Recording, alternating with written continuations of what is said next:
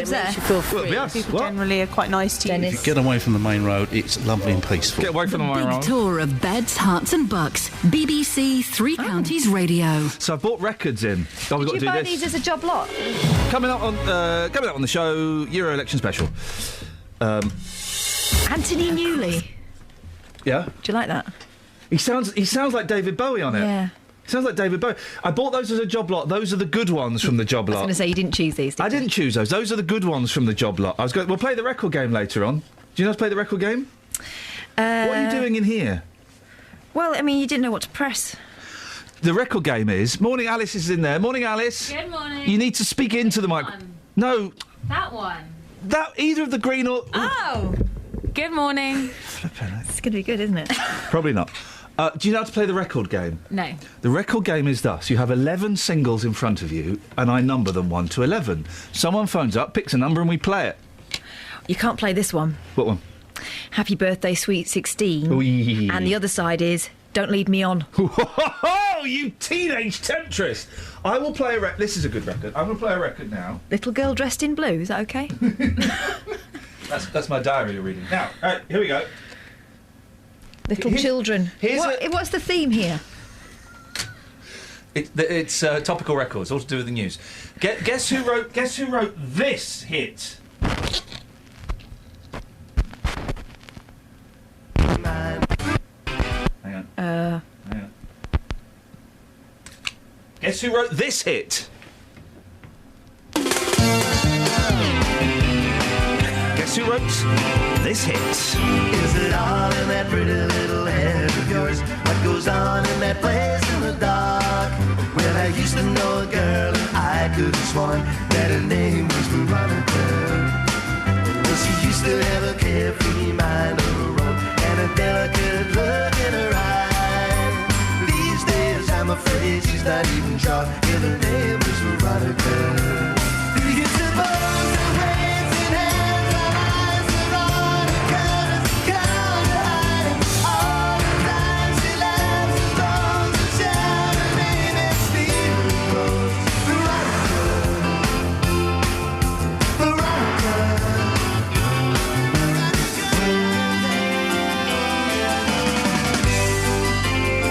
the days drag by and the favors wane. Did he roam down the town all the while? Will you wake from your dream with a wolf at the door, reaching out for Veronica? Well, it was all 65 years ago when the world was the street where she lived, and the young man sailed on a ship in the sea with a picture of Veronica. I'm the empress of India, and as she closed her eyes upon the world and picked upon the bones of last week's news, just spoke his name out loud again. Do you suppose the waves in hands and eyes Veronica gone to hide him all the time she laughs and moans and shouts her name and steals clothes? Veronica,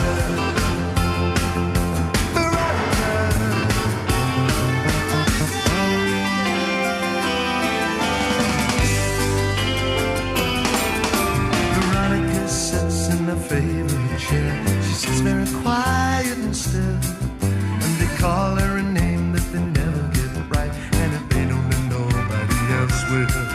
But she used to have a carefree mind of her own, with a devilish look in her eye, saying you can call me anything you like, but my name is Veronica. Do you suppose the rains in hands and eyes Veronica gone to hide him all the time she laughs and throws and shouts her name and steals clothes?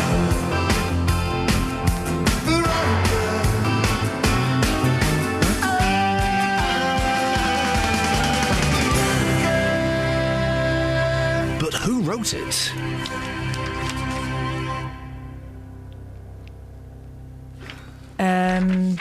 Well, don't pretend you don't know. I saw you looking at the record when I went out Paul to McCartney. Rollock. What's her name? Alice. Alice Glossop's here. Yeah. OK, do it again, but without the sarcasm. Yeah! That's better, you see? She's got it. There we go. So, we'll give you... Welcome. Happy Euro election results day, guys. Woo! We can talk about it now. Didn't the UKIPs do well? Didn't the Lib Dems do bad? Didn't the others do... That's it. We've covered it, haven't we? No, I think you've got to do a clip sequence. Oh, blimey, have I? The UK... are you staying in this studio for the whole time? Till I get bored, like. See you then. The UK Independence Party has become... You can't join into this bit, Alice. I said chip in any time. I'm doing a serious bit now, so... Oh, you can tell because he's doing the serious face. Sorry? Do you want to... Or shall I just turn our mic off? Just... Okay. And yours? Turn it down. There we go. The UK Independence Party has become the largest British party in the European Parliament. With only the election results in Scotland and Northern Ireland still to be declared, the Eurosceptic group has scored 23 Euro MPs. Labour are in second place, narrowly ahead of the Conservatives. Both have 18 seats. The Liberal Democrats, who suffered a near wipeout, hanging on to just one of their Euro MPs. The Greens, who've won 3 seats, have pushed Nick Clegg's party into 5th place. Well, UKIP's leader, Nigel Farage, says it's the most extraordinary result in British politics for a century. All I can say is we go on surprising people. I'm delighted with the way this campaign has gone. I'm very pleased with the result. If you'd said to me 2 or 3 years ago that this was achievable, I might have been a shade sceptical about it, although I've always tried for it, and I think anything's possible after tonight's result. Well, Labour have made 7 games, but it's the first time in the UK that the main opposition party hasn't been the outright winner. Deputy Leader Harriet Harman says UKIP's success is partly a protest vote against the established parties. UKIP have been the symptom, if you like, of people's disaffection with politics, and they're sort of using their vote in the European parliamentary elections to express their dissatisfaction with politics, and we have to respond to that and listen to their concerns, especially making sure that they feel there's some sense of fairness for them against a background of immigration. Well, for the Conservatives, the tiny Foreign Secretary William Hague believes UKIP won't be able to repeat their performance at next year's general election. Nick Clegg has done a fantastic job as leader and as Deputy Prime Minister, and he is by far our strongest asset. He's the best communicator we have as a party. He has led us through this period in coalition government, and I think the idea that we should change that is completely wrong. That obviously wasn't tiny Foreign Secretary William Hague. That was Chief Treasury Secretary Danny Alexander talking about Nick Clegg. This is William Hague. Looking through a very... What? Who was that? Sorry. Who put that in? Because you've completely... Me. That was Green leader Natalie Bennett. But let's be honest, who cares? Low turnout rate, because no one really cares, do they? When you're a European... This is a genuine question now. When you're an MEP...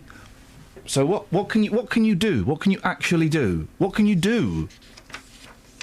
I'm looking at you. I'm not an MEP, I don't know. But I know, but you're news. Not really anymore, am I? Well, no, but you're lady.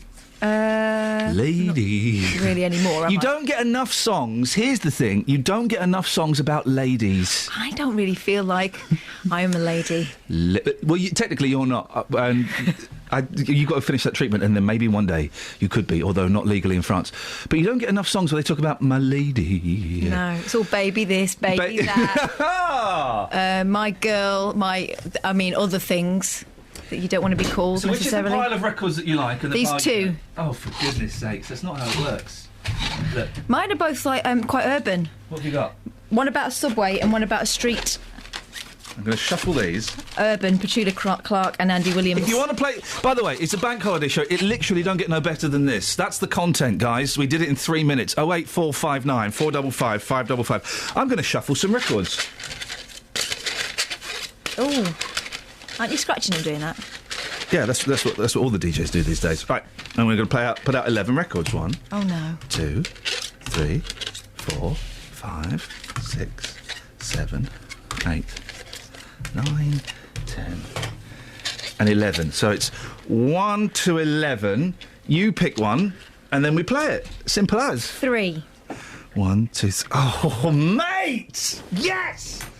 This is a little bit scratched. This is beautiful. I bet it's not. No, this is Glenn Campbell. You picked Glenn Campbell. Yes. Do you know he was a Beach Boy for 6 months? Yes. There's a massive scratch on this, so good luck, guys. He was a Beach Boy for 6 months, yes. and then when he left the Beach Boys to become Glenn Campbell, Brian Wilson gave him a song that was going to be on Pet Sounds, and then it wasn't. And he She's said, going bald. It's not. You're obsessed with that song. It's only because you found out what it's about. Listen to this. Listen to this. Oh, beautiful.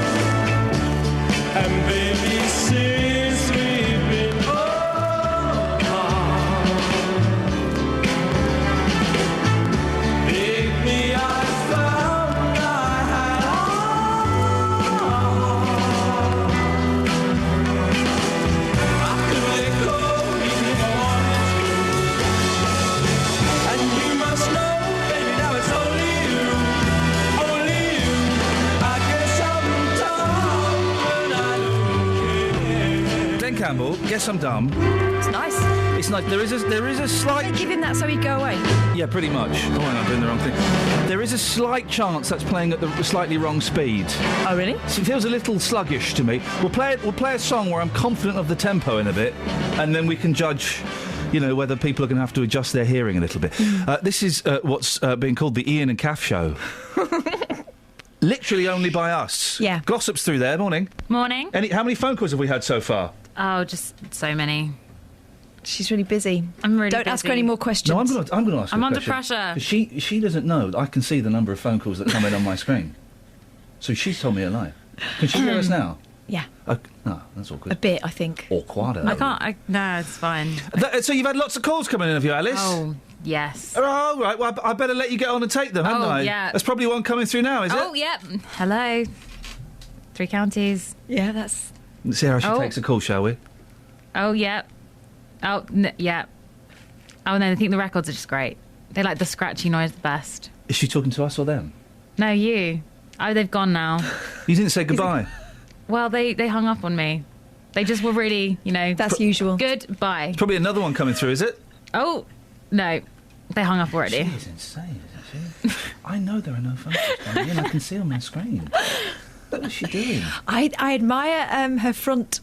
Ooh, so do I. But you're not allowed to admire girls' fronts these days. You get done. We've seen it all in the papers. You can't go there. Come on, you girls love it. What? Lady.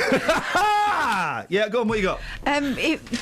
We all think Prince George is really cute. No, we don't. He's just a rich baby. And really, we all want Why would anyone think a rich baby is cute? Well, apparently we all want to own one. A rich baby? Own a rich baby. I'd love to own a rich baby. Prince George. Baby. And now you can, but you have to be quite rich yourself. £1,650 for a Prince George look-alike doll. And it doesn't look like Prince George. It looks like a very angry Winston Churchill. That's better. He does do quite a grumpy face, Prince George. Has anybody, Adorable and I way. say this with love and respect, dear listener, has anybody ever put, when their baby's asleep, dress them up in a suit and put a cigar in their mouth? Anyone? Guys? There actually is a cool Right, now. go take it! It's someone who's done that. I was working with, I'm going to drop a name, Bob Mortimer. Oh, yeah. Yeah, that's right. I like him. And he was telling me how when his kids were very little, talented, isn't he? Oh, for goodness sakes! When he was little, he used to He's dress. still little. When his kids were little, Yes. you're really flustering me this morning. When his kids were little, he would dress them up in suits. So they'd be like when they were babies, he'd like put a suit around their body, so it was just a head sticking out of a suit. That's such a good idea. And I said that to my wife, and she said, "Well, you're not going to do that to our boys," which I think is disrespectful. Oh.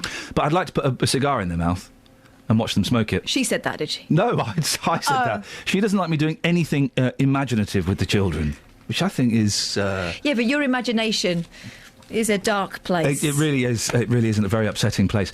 Do you remember there was Which celebrity baby would you want to own? That's an That's a excellent phone in question. that will work, isn't it? Oh, that's a really good question. Gene Wilder. Oh, you mean an actual celebrity as a baby? Yeah, but, a replica wouldn't Well, be you a real don't know child. if Prince George is going to grow up to be a celebrity. He might be a hobo. When it all goes wrong. He might be a hobo. Come the revolution, brothers. What now? What's Alice doing? What are you doing, Alice? What on earth is she doing? Oh, she's putting different headphones on. We had a call. Well, where are they? They're on the thingy. I diverted them to the studio. Do you want to tell her or shall I? Oh, have I done it wrong? Which one? Which line are they on? Hey. Oh no, what have I done? Let's have a look. Let's see if we can find them. Who is there? Who is there? Who is there? Are you asking me? Or... No, I'm asking.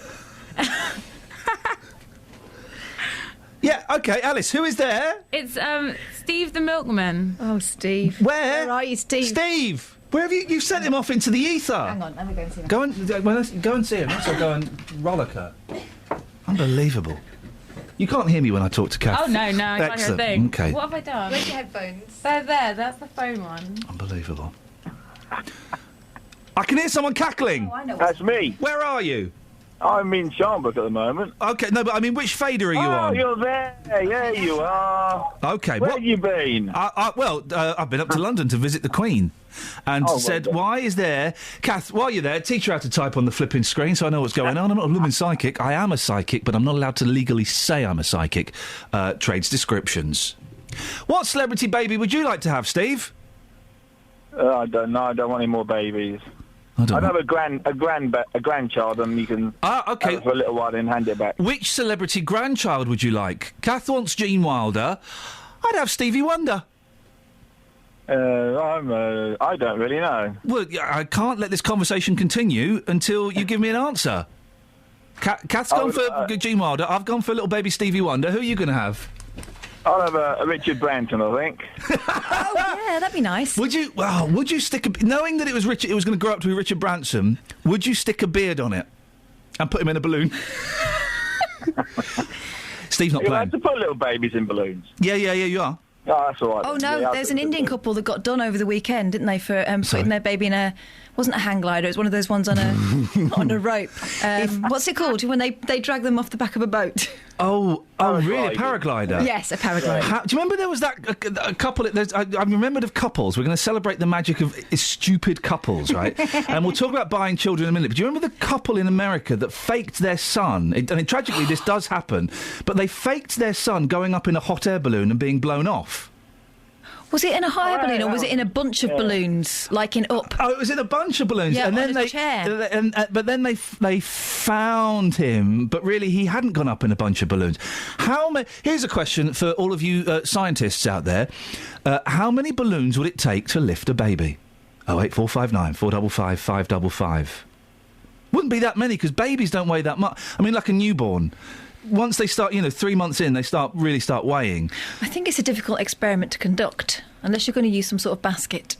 You could have a basket. I mean, I'm thinking You can't do that. No, sorry, not allowing that. Why? Because then you'll be wasting helium. He's got a good point. Who knows? Okay, here's a question for you guys, and you should get this, Catherine, as I've mentioned this before. Who knows how they get helium? Guys?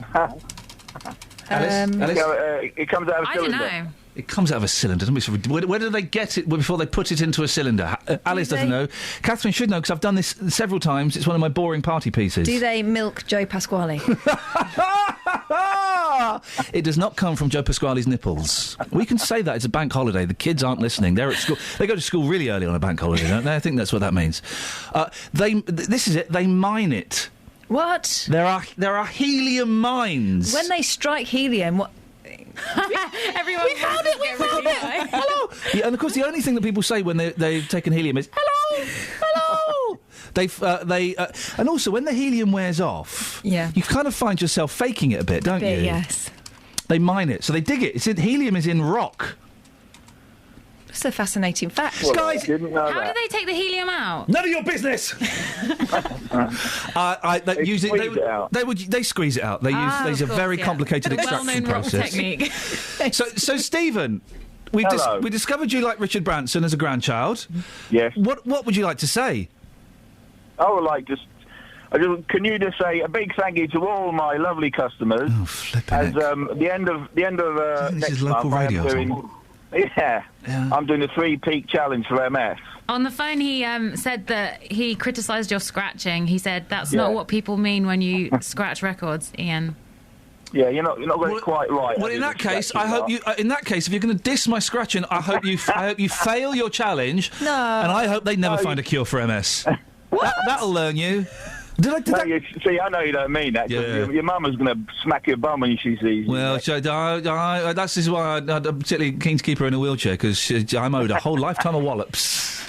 She's not listening. She doesn't even know I do this. She thinks I work in a bank. Okay, it's probably for the best.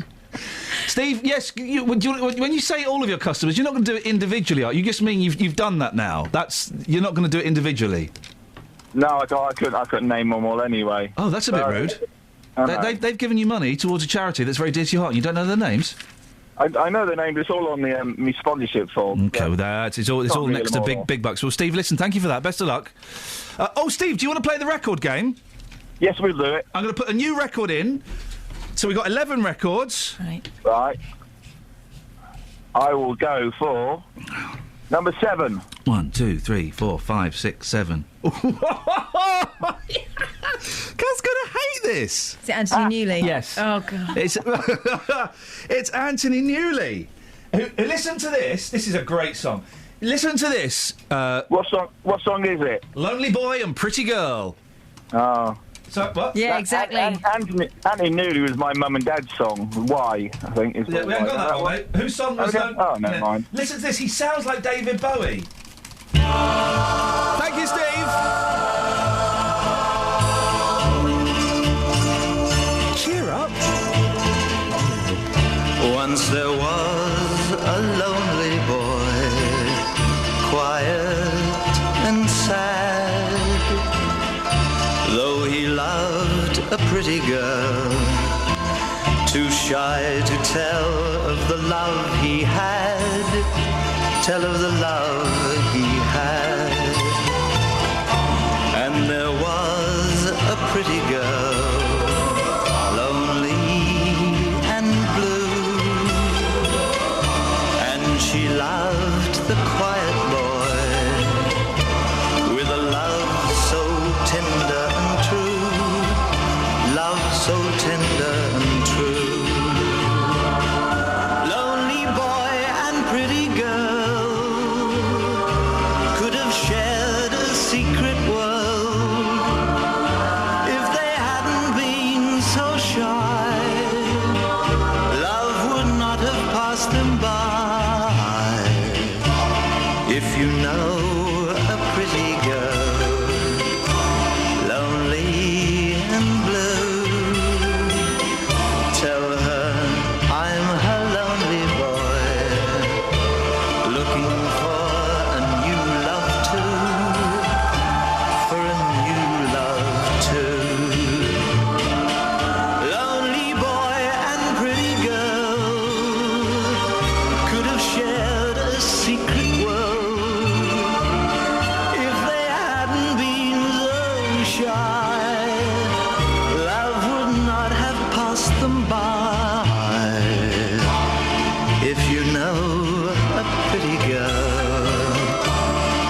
lonely and blue. Tell her I'm the lonely boy, looking for a new love too, for a new love too.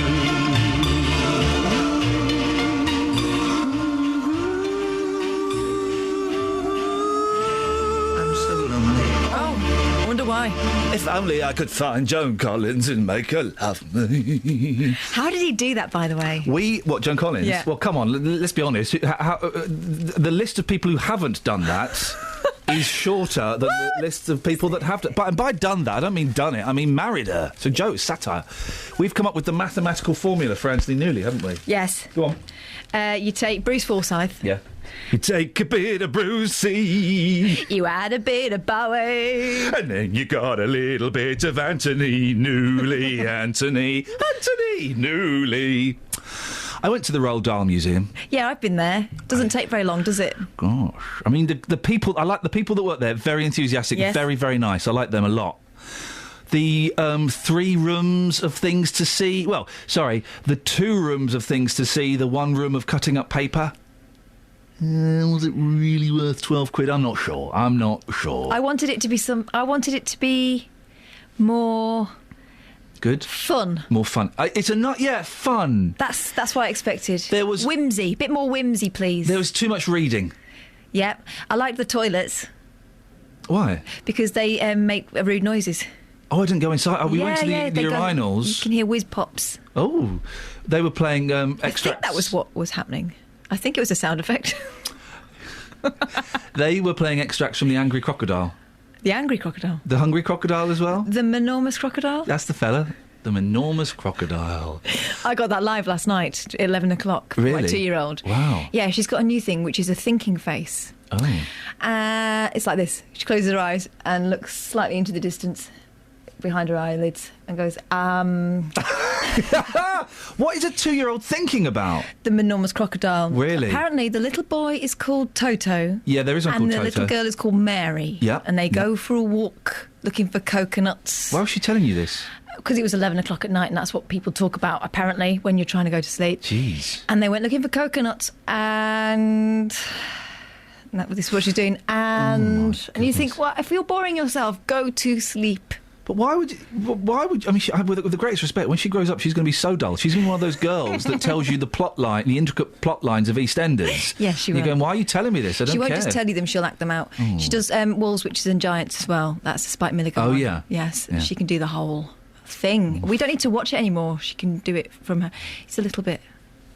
The thing is, where does she get telling really dull stories from? I mean, that behaviour's probably learned. So where would she be learning it from? All genetic? Where she might have got that from. So there was a couple. Oh, is Barry doing a news at past? No, I think he starts at 7. Ask him. No, he starts. I'm here. I'm ready to go. Have you been there the whole time? Yeah, I've been here waiting for you. That is. I can go back and come back at 7 if you want. Do you want to do one at 6:30? We're gonna. I tell you what we're gonna do. We're gonna. I need a jingle. All right, mate. Whoa, hang on. Flipping it. Calm down, because is Travel there? Yes. Who's this? Justin Peterson, because you have Alice at the moment, see, so they've got me, unfortunately. Yeah. Now, Justin, listen. Yes. Give us the gossip. What is Alice... She can't hear us now because she's talking. Are you sure? Because, are you... OK, what do you need to know? I need to know exactly what she's like as a worker, as a colleague, as a friend, as a woman. OK, well, as a woman, that sounds quite... that conversation goes somewhere I didn't want to really go, but in all honesty, she's a good baker. She makes great cakes. She brings loads of cakes to the studio. If she hasn't brought anything in, you better question her on that. Well, Justin Peterson, I made some cakes this morning and she wouldn't eat them. It's too early. I will in a minute. Well, she's getting defensive. Plays netball as well. Cakes on Thursday. I thought she couldn't hear me. Because I wanted to bring them in so you guys would get them on Friday morning. So I have thought about you in cake relation. If I'm honest, Justin, I was lying to you. She could hear everything you said. So you had me there, Ian. You're in netball trouble. Player as well. Plays winger tackle centre, I believe. So, yeah, centre. Woo! Okay. You can't cheer a position in netball. Yeah, you can. Barry, are you still there? I'm still here. I'm hoping Barry will go. This is why I'm doing this. Barry's getting quite upset, I think, because we're not involving him. Barry's a little bit of a diva. Oh, okay. Right. Yeah, right. No, I didn't know he could hear it. Right. Barry, darling, stay there. I love you. We'll come to you in a second. Alice, go and make some cakes or coffee. Justin, It's your turn to shine. Thank you. Travel news for beds, cards and bugs. BBC Three Counties Radio. The M1 southbound, no build up at the moment. Similar story also for the M25. A5, just a teensy bit of traffic around High Street North and South 3 Dunstall, and a quick check just around the rest of the region, looking really good. Do take note, because it's a bank holiday, some public transport might not run as usual, so you might see the odd revised timetable, like Monday timetable running around Saturday times and things like that, so trains might be as regular as usual. Here's one example: replacing buses running on Chiltern Railway to Oxford and Bicester Town due to engineering works. Justin Peterson, BBC Three Counties Radio. Across beds, hearts and bugs. This is BBC Three Counties Radio.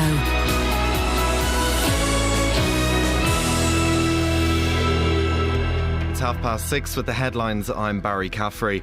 The UK Independence Party has made major gains in the European Parliament elections in Britain, increasing its share of the vote by around 11%. With most of the UK's 73 seats now declared, the party has won 23, a rise of 10. It's the first time since 1910 that neither Labour nor the Conservatives have come top in a national election. The UKIP leader, Nigel Farage, has claimed that his party has delivered the most extraordinary result in British politics for a century, describing it as an earthquake. He said it could hold the balance of power in the event of a hung parliament in next year's general election. The Liberal Democrats saw their representation in the European Parliament all but wiped out, retaining only one MEP. The performance of Labour has also been questioned. It currently has 18 seats, the same number as the Conservatives, and failed to break through in key battlegrounds. In Germany, Chancellor Angela Merkel's ruling Christian Democrats defied the protest vote, as did Italy's pro-Europe Democratic Party. Mainstream pro-EU groups will still be the dominant force in the European Parliament. In other news this morning, a 5-month-old boy who hasn't been given a Christian name by his parents is to be placed for adoption after a High Court judge at a family court in Watford highlighted concerns about his father's hostility to social workers. Mrs. Justice Parker decided that the baby should be taken into care after being told how his father had assaulted one social worker and threatened to kill another. In sport, Rory McIlroy has won the PGA Championship at Wentworth by one shot, his first European Tour title since 2012. McIlroy started the final round 7 shots behind the overnight leader Thomas Bjorn, who finished in a tie for third with Luke Donald.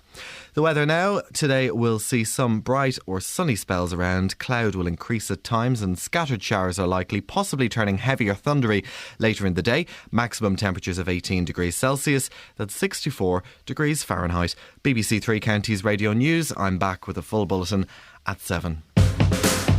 Across beds, hearts and bucks. This is Iain Lee. BBC Three Counties Radio. Here we go. Now, it's the Iain and Kath show. Yeah, sorry. I know, there's literally no more to it than that. You can join in any moment you want. 08459 455 555. So far, we're playing the record game. I have 11 records in front of me. You pick a number, we play that record. Yeah. Which celebrity would you like to have as a baby? Yeah, because you can buy a replica of Prince George, but he's quite pricey. 1,600 quid. Yeah. How much? This is what I was going to say. Do you remember that couple that tried to buy a baby on eBay? Oh, yeah, vaguely. She was a woman. She was a woman. And he was a man. And when they met, it was murder. They were called the Asprulers, or that's Greek for either white or rabbit, I can't remember. They were called the Atonements, the Abenkos. OK, well, the name doesn't matter, and it's probably best we don't name them. What? Because I don't know what you're going to say about them. I'm going to say, probably something libelous. Yeah. Yeah. Anyway, this couple tried to buy a baby on eBay. Well, I don't think it was eBay, Catherine. Steady. It was the internet. On the internet. I remember her. She was dumpy and he had glasses. I was on a TV show with them. Right. I can't remember what their names were. Someone will know. Anyway, they tried to buy a baby. Anything else? They done try to buy a baby. I think in many ways, they were ahead of their time. Why? Well, because Well, now you can buy a doll. I mean, I don't mind people buying dolls. I think actual people should not be bought and sold. Well, as a rule. But sadly, it's the plight of many young people in this country. Then that's why we're talking about it this morning. We've got a special guest. Oh, no, we haven't got any guests, have we? We've got nothing in the show. Don't say that, just in case the boss is listening. Okay. She won't be. She's in Magaluf. Don't eat your thumb. I've got a thing. What is it? Skin. A wart? No. You need to wee on it. What? And it has to be your wee. No. It's true. That is not a true. wart, If you've got everyone. warts, this is true, dear listener. 08459 455 555. He said desperately, even though there was no one listening. If you've got warts on your hands, No, you need to don't urinate need to do them. that. No. You do. The heels of my feet are really hurting me, and it's getting worse and worse. It feels like I have verrucas. Oh. But I don't see any. Sorry? I feel a little bit, Sexy? Oh, no. Manly? No. Sick? Sick. No. Yeah. Come on, guys. Yeah, I can feel the... Don't say any more. I'm in pain when I walk. Are you really? Why are we... Yeah, I'm in pain. Oh, suddenly, now I'm close to getting my own blue badge. All right. Suddenly you're interested. Wow. Chiropodists out there, can you do an on-air diagnosis? Call me now, 08459 455 555. Hey, too many foreign acts on Britain's Got Talent. I agree, says Canadian magician who might win Britain's Got Talent. But he doesn't really care because he's just getting the exposure. I am... He can produce a dove from almost anywhere. I am reluctant to discuss this with you. Why? Because we're falling into Simon Cowell's tiny hands. Let's not mention that show. Well, you've mentioned it. And we'll just say, what's your favourite foreign act? Oh, I love a good foreign act. Yes. My favourite foreign act... I like that thing that the Italians do, which is the chin That's brush. not an act, Catherine. That's not an act. It's an act that they do. My favourite foreign act, do you remember... that one? No, that's not a foreign act. That's just... that's your favourite foreign hand swears. In Greece, if you hold your hand up like that, that means, up yours, Dolores. So don't say that on a crossing. No, I do that all the time, yeah. My favourite foreign act was an American gentleman. He had long hair and a beard. He would go on the Paul Daniels Magic Show, and his act involved him blowing bubbles and smoking cigarettes. And he would blow smoke. He would smoke loads of tabs. Oh, I remember that. And then he would end up with a smoky bubble. You would end up with a smoky bubble? Yeah. What? So, 08459 455 555. Favourite foreign act? Should we play a song? Yeah.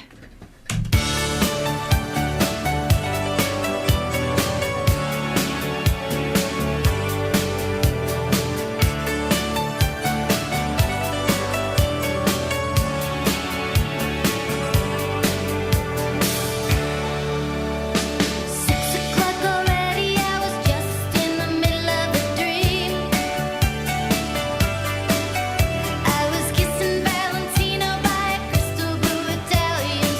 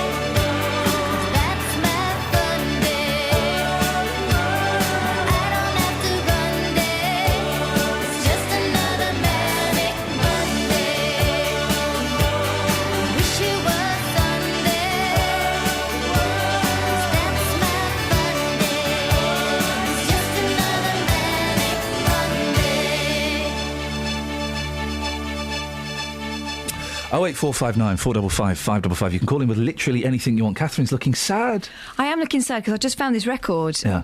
It's from the olden days when we were young. You didn't just find it. It's in my bag of records. No, I found it in your bag. Of records? I've just happened upon it. Well, yeah, but you found it. So I just found it. But it's not like you wandered into the attic and went, oh, wow, look, this is... You found it in a bag I feel like I've wandered into your attic. Look at all this. You found it in a bag of records? It smells. They smell, don't they? Records. Don't they? Smell wonderful. Those bad boys. Anyway, yeah, this one, Vic Reeves and the Wonder Stuff. You're feeling old.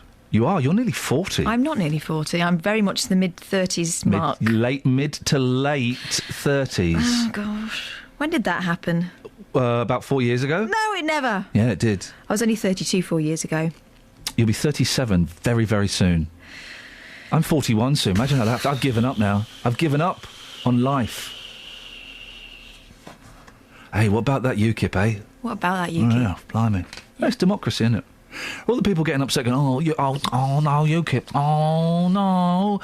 It's democracy, isn't it? You got to go with it, haven't you? People vote that way, that's what happens. I enjoyed the voting process. I wish it would last longer. They should make it snazzier in there, because it's very cold and stark, and I think that maybe that scares some people away. Right. So what would you rather see? I'd have someone selling Costas. That'd get them in, wouldn't it? I'd have a corner, like a creche for the kids to go and hang out and play. Mm-hmm. I'd get, like a superstar DJ, like... Kelly Betts? No, someone proper like... David Guetta. David Guetta, John Digweed. DJ... Is that a person? That was a person. DJ Sammy. I'll get Sammy, I'll get Fatboy Slim, all those guys. Yeah. Come and play spins and Pete Tong. I'd get a celebrity down there. I'd get, you get like the cast of Towie. Barry from EastEnders. Barry from EastEnders down there. That would make it an event. Yeah. Make an event that people want to go to. They need the Portis effect, don't they? They're made to make me... Need to make it an experience. I've got a bit of... last night's supper in my teeth. Delicious. Did you brush your teeth today? I did. I brushed them. Hey, here's something. Flossing. Yeah. Why would I just... I might as well just go into my mouth with a knife and stab randomly. There'd be less blood. I know. My dentist, that's all he ever says to me. Oh, you've got to floss. And I'll do it for about a week and then, really? It's such a chore. I'm not sure it's very good for you either. No. Did cavemen floss? No, they didn't have teeth. They did. They were probably very, very good teeth. No, they would have had terrible teeth. And they would have been dead by the age of 28. I've seen that thing. Is it not Ursula Andress? She's got great teeth and a lovely chamois leather bikini. 1 million years BC. It wasn't Ursula Andress, was it? No, it was Raquel Welch. Raquel Welch. Great teeth and lovely bouncy hair. And we know how she does the face now. Is that Raquel Welch or is that Bardot? No, it's Sophia Loren. OK. But they probably all do it. They're all interchangeable, the hot foreign women from the olden days. There was a look, wasn't there? A bit of a Linda Evangelista type look. Who was she? She looked a bit like Sophia Loren, but she's not as old. You know this is going out on the radio? Do you want to do some weather? Oh, flipping it. Have we got... Oh, blood, I didn't know we had... Are we doing weather, Georgina? We are, yeah. I'm just sitting here listening to you guys wittering on. Sorry? I don't want to be funny. We won an award a couple of weeks ago. Not like this. Yes, sorry. Not like this. We didn't. Yeah, no. If they're listening, they can take it back. There's a month cooling down period on the awards. I discovered, so we're in big trouble. I didn't know we would do. Do we normally do weather on a bank holiday? Well, everyone I've ever been in on. Georgina, regardless of whether it's the form, I'm really interested and want to know what. Whether it's the form. You want the weather? You want to know the weather? Yeah, of course I do. I think most people do. All right, calm down. Guys, just calm down. We cannot do the weather without the weather bed. Do it. Beds, Hearts and Bucks weather. BBC Three Counties Radio. That was what I was waiting for. I'm programmed into it. So today we have an area of rain pushing up from the continent. Now there is some uncertainty as to how far east that will get. So probably western parts are going to be most affected by it. But we could have 20 to 30 millimetres by the time it's passed. And thicker cloud at times as well. There should be some breaks. Now this is where it gets interesting because where there are breaks in the cloud and we have some sun shining through, we could have temperatures up in the high teens, perhaps even low 20s. However, Where you are plagued by the cloud and the rain, it looks like they might only get up to the low teens, perhaps 12, 13 degrees Celsius. So quite a big margin there today. Tonight, a cloudy night, some showers still around, and we'll have another area of rain pushing in from the east in the early hours of the morning. So we'll probably get a littering of showers from that.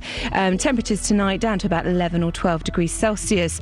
And tomorrow, cloudy generally. That rain sort of starting to affect us in the morning, pushing off to the northeast later on, though. So the best of any sunshine will be later on. But I think generally speaking, it's going to be quite a cloudy day tomorrow, and fairly wet too. If you are travelling to eastern parts at all, there are some yellow warnings in place. And so temperatures tomorrow, quite disappointing. We're looking at highs of about 15 or 16 degrees Celsius. And then for the rest of the week, it's a case of west is best. So the further west you are, the drier it will be. But really looking like quite a wet week altogether. That's your latest forecast.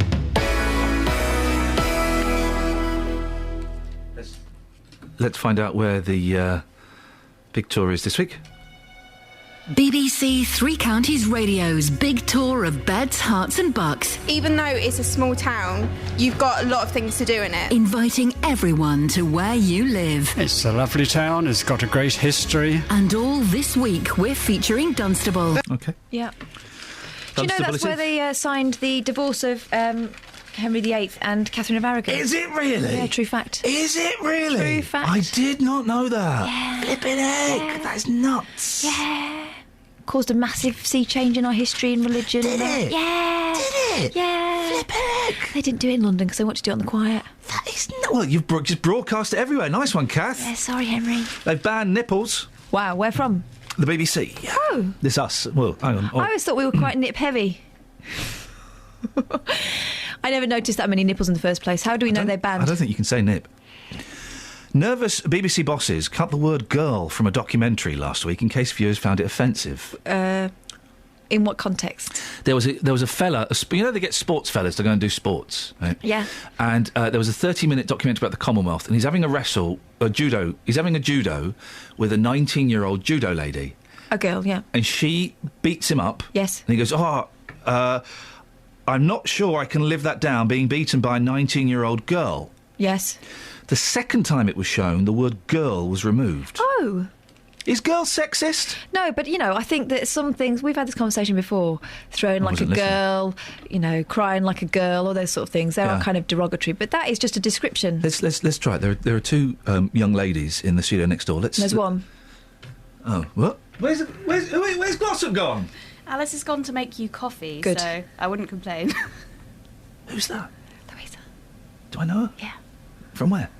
Work. Hey, Louisa, nice to see you. Hey, I mean, I do hang around the office quite a lot, actually. I don't know her. Yeah, she's worked on the programme. She can't hear me, can she? Yeah, maybe a little. I'm here, guys. Wado. Do you object to being called a girl, young girl? Young girl. It's a bit patronising. Do you know what I find really patronising? Young lady. Well, you don't get that anymore, so... Sometimes you do from older people. Young lady, you always know you're going to be given a bit of a ticking off. Young lady, calm down. So do you find girl patronising young girl? I think it's some context. Not in that one you just said. Like Catherine said, it's a description of the judo lady. But is 19 a girl? Yeah. OK, well, that's that sort of... Oh, hang on. No, but that's that sort of... Right. I don't think you're a woman until... I'm only just a woman now. Nipple? Nipple? What? Is that your nickname? You call me... Nipple, redneck and commie were among 130 words banned last year by Birmingham City Council. Oh. Testicles are out too. Right. Google omitted geek, Google omitted geek, intercourse and condom from predictive text software, and they've also banned the word pizzle. Who uses that word? I'm going to use it more now. What? Like, extra and bear were banned by the Harris Academy in London last year to try to stop people using slang words. Bear? As in, you are barefit, my lady. Well, thank goodness that they're censoring our thoughts. You are Bear Grylls, man! Do they mean bear as in a big hairy bear, or do they mean bear as in naked? General Motors last week... Bueller? General Motors... Are they talking about the beast or the thing? How do you know my nicknames? General Motors last week told staff to avoid words that could harm its image after a product recall, such as bad, evil, terrifying, horrific and defect. I got bored of that story. Yeah. But you can't say nipple in Birmingham and testicles are out. In summary. Should we play? Do you want to play? You've picked some records. Yeah, but I've all shuffled them all together you now. Absolute plum. Hang on, I can find it. Urban. We're going to go urban It's an style. urban jam. A bit urban. Urban jam. From Petula Clark. A little bit of a clean with the old Clothington. A little bit of the old clean. Right, when I say urban, it's not going to be any of your Dizzy Rascal. It's Petula Clark and Don't Sleep in the Subway. This is urban when it used to mean urban.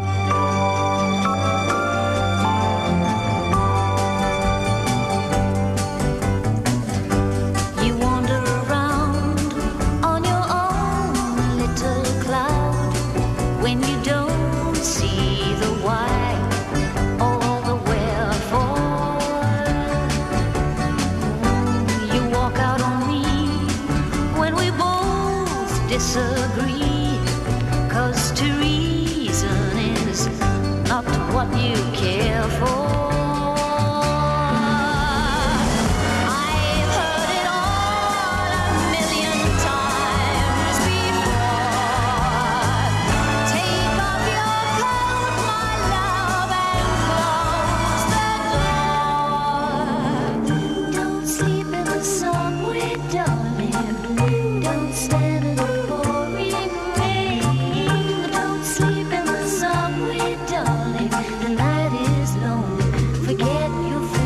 pride, nothing's wrong. Now you're beside me again.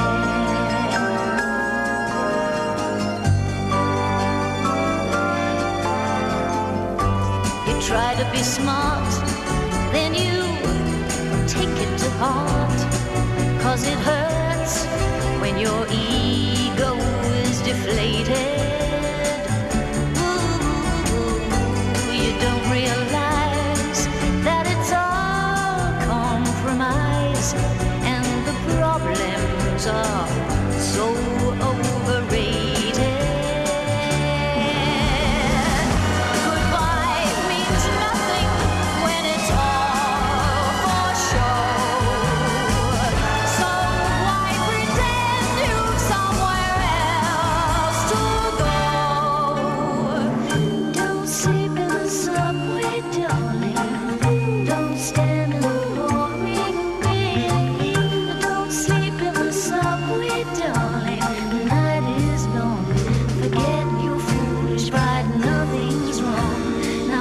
beside me again. Don't sleep in the subway, darling.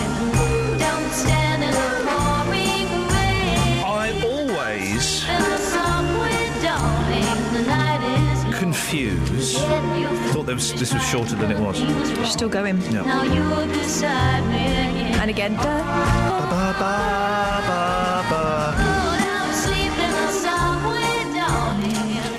I always thought she's still going on. I confuse Petula Clark with Julie Andrews. Why? Well, because I think they're the same woman. I think they're quite a different animal. In what respect? Petula Clark, very big in France. Very big in France. So is Jerry Lewis, the comedian, not the rock and roll hellraiser. Yeah. So is Benny Hill. What a brilliant record from Petula Clark, says Mark in Bletchley Towers on the email. Oh, Mark. Well, what are you telling us for? Tell her. Well, I can tell her. When? next time I go to France. This is it. Ian and Catherine are doing a show. Literally When nothing. we say show, We're filling air for 3 hours. I'm here because contractually I have used up all my holiday. You're here because you forgot to take the day off, you plum. and I don't want to do the August bank holiday. And she if I'm honest. threw a little bit of a strop in there. I don't want to do it. Oh, kid, I don't want to do it. You got to do it, said the boy boss. You got to do it. I don't want to do it. And you did it. So you lose. You snooze, you lose. I did snooze. You snoozed and you lost. But I got Friday off, so who's the real loser? Is that why you were off on Friday? Yeah. Oh, you did a deal. I'm staff, man. I'm staff. They can't just make me. Look at you. When did you become all not Liberal Democrat, not women's lib, not politically correct, up the workers? Yeah. When did you become up the workers? Trying to make me work a bank holiday. You get the union involved. No, I'm not a member of the union. Yeah. Oh, I see. So you're not a member of the union, No. but you want the Can't rights. afford the fees, to be honest. How much is the union? Lots. Expensive. They should do it for free. Should, if they really wanted to represent my interests. Because you're tight. And your interests are not spending money. On that. 08459 455 555 is the telephone number. I'm not saying we're desperate for phone calls, but really, Desperate for phone calls. we've got no content. We have foreign acts. Oh, yeah, go on. What's your favourite foreign act? 08459 455 555. What's yours, Ian? Does the Great Soprendo count as foreign? I don't think he's really foreign. He had a foreign voice. Yeah, but his real name's Jeffrey, isn't it? I think Jeffrey can be a foreigner. Is that record still going? I can hear cracklage. It's adding atmos. It makes it sound like we're an old recording. They wouldn't keep this, would they? No, you're right, actually. OK, well, if you can't have Jeffrey... What's his name? Jeffrey Dahmer? No, Jeffrey Dahmer was a different foreign act. Oh. Mass murderer. Can we just say, for legal reasons, we're not in any way suggesting that the Great Soprendo is in any way a mass murderer. No. I mean, he may be. No, I don't think he is. We have no evidence to back that up. We have suspicions. No. We have no evidence. We don't have any suspicions Well, at all. you may not, Catherine, but let me show you. Let me take you to a specific website on the internet Oh. that may just open your eyes to Right. what's going on around you. Anyway, other actual foreign acts. I don't know any foreign acts. You like Johnny Hallyday. I think he's I like weird. French singers. I love French rap. Oh, yes. French rap is wonderful. Benny B, MC Solar. MC Solar! They're the only ones I know. They're from the mid-90s. Yeah, MC Solar was good. And I like Japanese rap. Oh. Yeah, a little bit Japanese rap. Spanish rap's interesting. German rap's really unpleasant. Is it? It just sounds like an industrial toilet. Do you know what I mean? It's just really, it's too harsh and angular. Why doesn't she change her name to Angela? If we're gonna have a hard G, why don't we just call her Angela Merkel? Good story. You should write her that letter. I'll write her an email. Probably, what is it? Angela.merkel@yahoo. German. German. I'll do that. Do it while we get some travel news. Oh, flip. Travel news for beds, cards, and bugs. BBC Three Counties Radio. M1, M25. What are you laughing for? Just where you went, oh, flip. M25 But anti still no reason to laugh, mate. A little bit unprofessional. What was your name again? Sorry, Justin Pearce. I do apologise. Justin M25, yeah. Peterson. And the name of your supervisor is? Lewis. Lewis. All right, Justin, carry on, mate. Maybe we'll speak to you later. Maybe we won't. I apologise, Ian. I do apologise. Anti-clockwise M25, lighter than normal, 21 to 20. The M1, 3 towards the A41. So far, the A414. Just moving on down Park Street roundabout, looking good for the M25 and the A1M. And the M40 also looking good. Public transport, well, should be running a reduced timetable this bank holiday period. Saturday or Sunday timetable operating. My sincerest apologies for being unprofessionally showing as well. Justin Peterson, BBC Three Counties Radio. Peterson, thank you. Listen, we all have off days. Catherine's having an off month, and you've had an off day, Justin. Let's shake hands. Let's never mention it again between ourselves, but you will actually have to discuss it with your boss, Lois. I'm going to send her an email right now. Local and vocal across beds, hearts and bucks. This is BBC Three Counties Radio.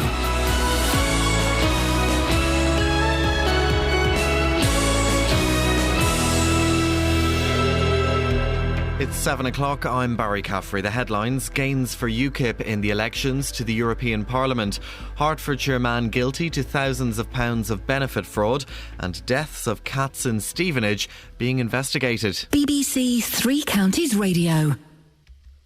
The UK Independence Party has made major gains in the European Parliament elections in Britain, increasing its share of the vote by around 11%. With most of the UK's 73 seats now declared, the party has won 23, a rise of 10. It's the first time since 1910 that neither Labour nor the Conservatives have won a national election. After retaining his own South East England seat, UKIP leader Nigel Farage said anything was now possible. We will go from here.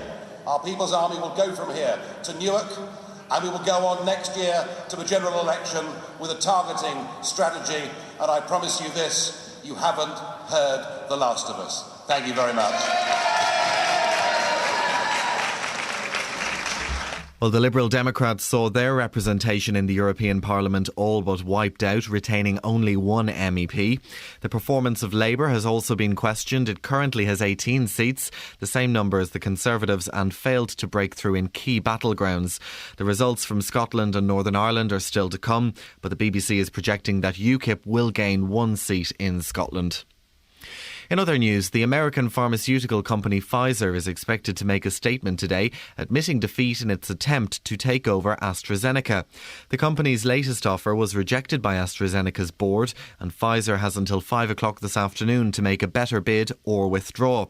However, current rules say the company can try again after 6 months.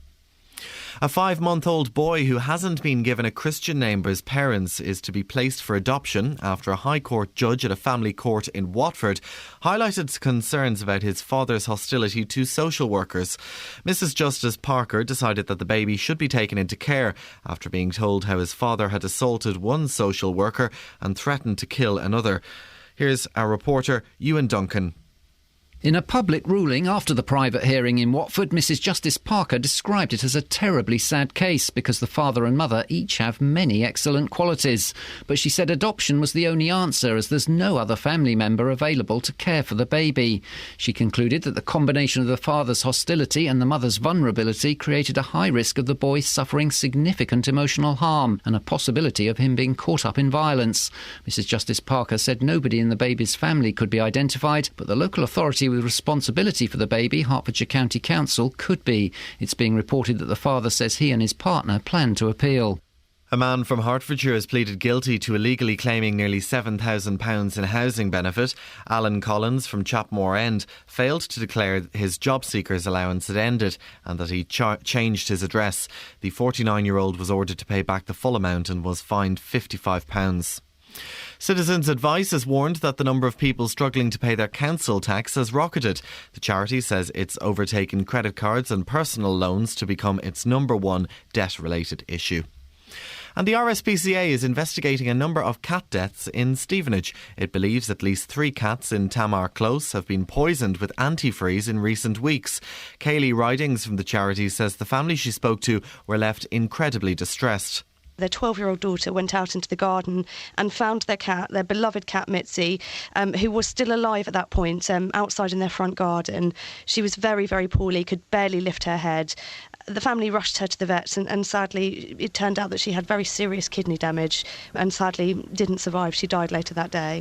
And the weather today will see some bright or sunny spells around. Cloud will increase at times and scattered showers are likely. Maximum temperatures of 18 degrees Celsius. That's 64 degrees Fahrenheit. Get the latest news and sport online at bbc.co.uk/3 counties. BBC Three Counties Radio's big tour of beds, hearts and bucks. I think it's a great place to live, personally. It's got a lot of things for people growing up. And all this week, we're featuring Dunstable. Best part of Dunstable, Priory Church. It's just full of history and I love it. Dunstable Downs, a bit that attracted us to come here. It's all about where you live. It's a lovely town, it's got a great history. The big tour of beds, hearts and bucks. BBC Three Counties Radio.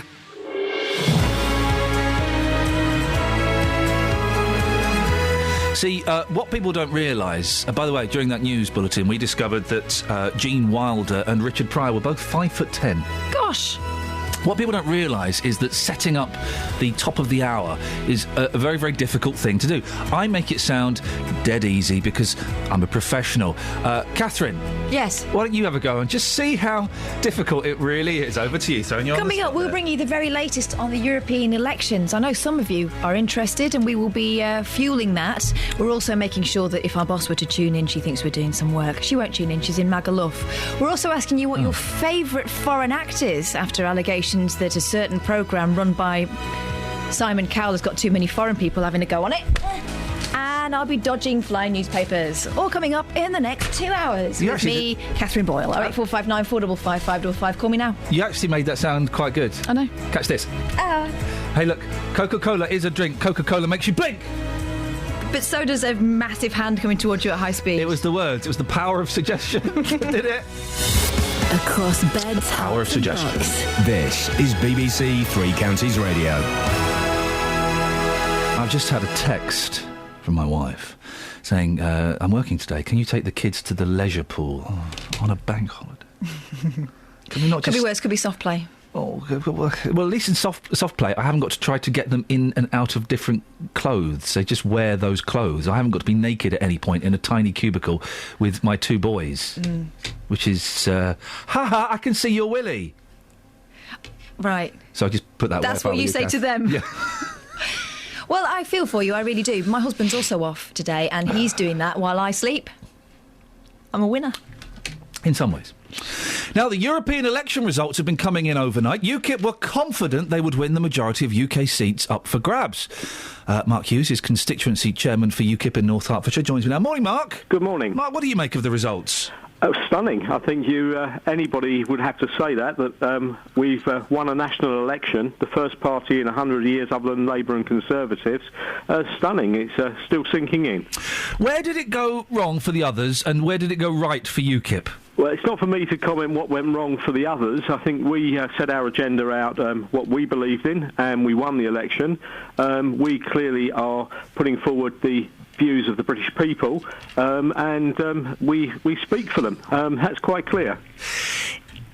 I don't know, it's early now, and I kind of know what you're going to say in this, but honestly, do you think it's going to result in any significant gains at the general election? That's a very interesting question, and I think that we need to look at the wider context, that this really is the earthquake that Nigel Farage promised, and if you just indulge me for a second, if you think about it, 1837 was when Queen Victoria came to the throne. Yes. The Whigs won the last general election.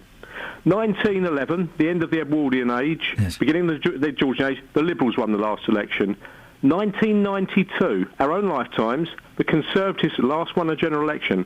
It's not about UKIP. Think about that. The Conservatives haven't won a general election in 22 years. This is part of the evolution of politics. I genuinely believe we've seen a breakthrough. I think UKIP, I'm not going to win the next general election. I'm honest enough to say that. But I think now people are starting to say, you know what, UKIP could win seats. Certain areas of the country, the Thames Estuary, the eastern coast, places like Yarmouth, UKIP have got a great chance of winning seats and could well hold the balance of power after the next election.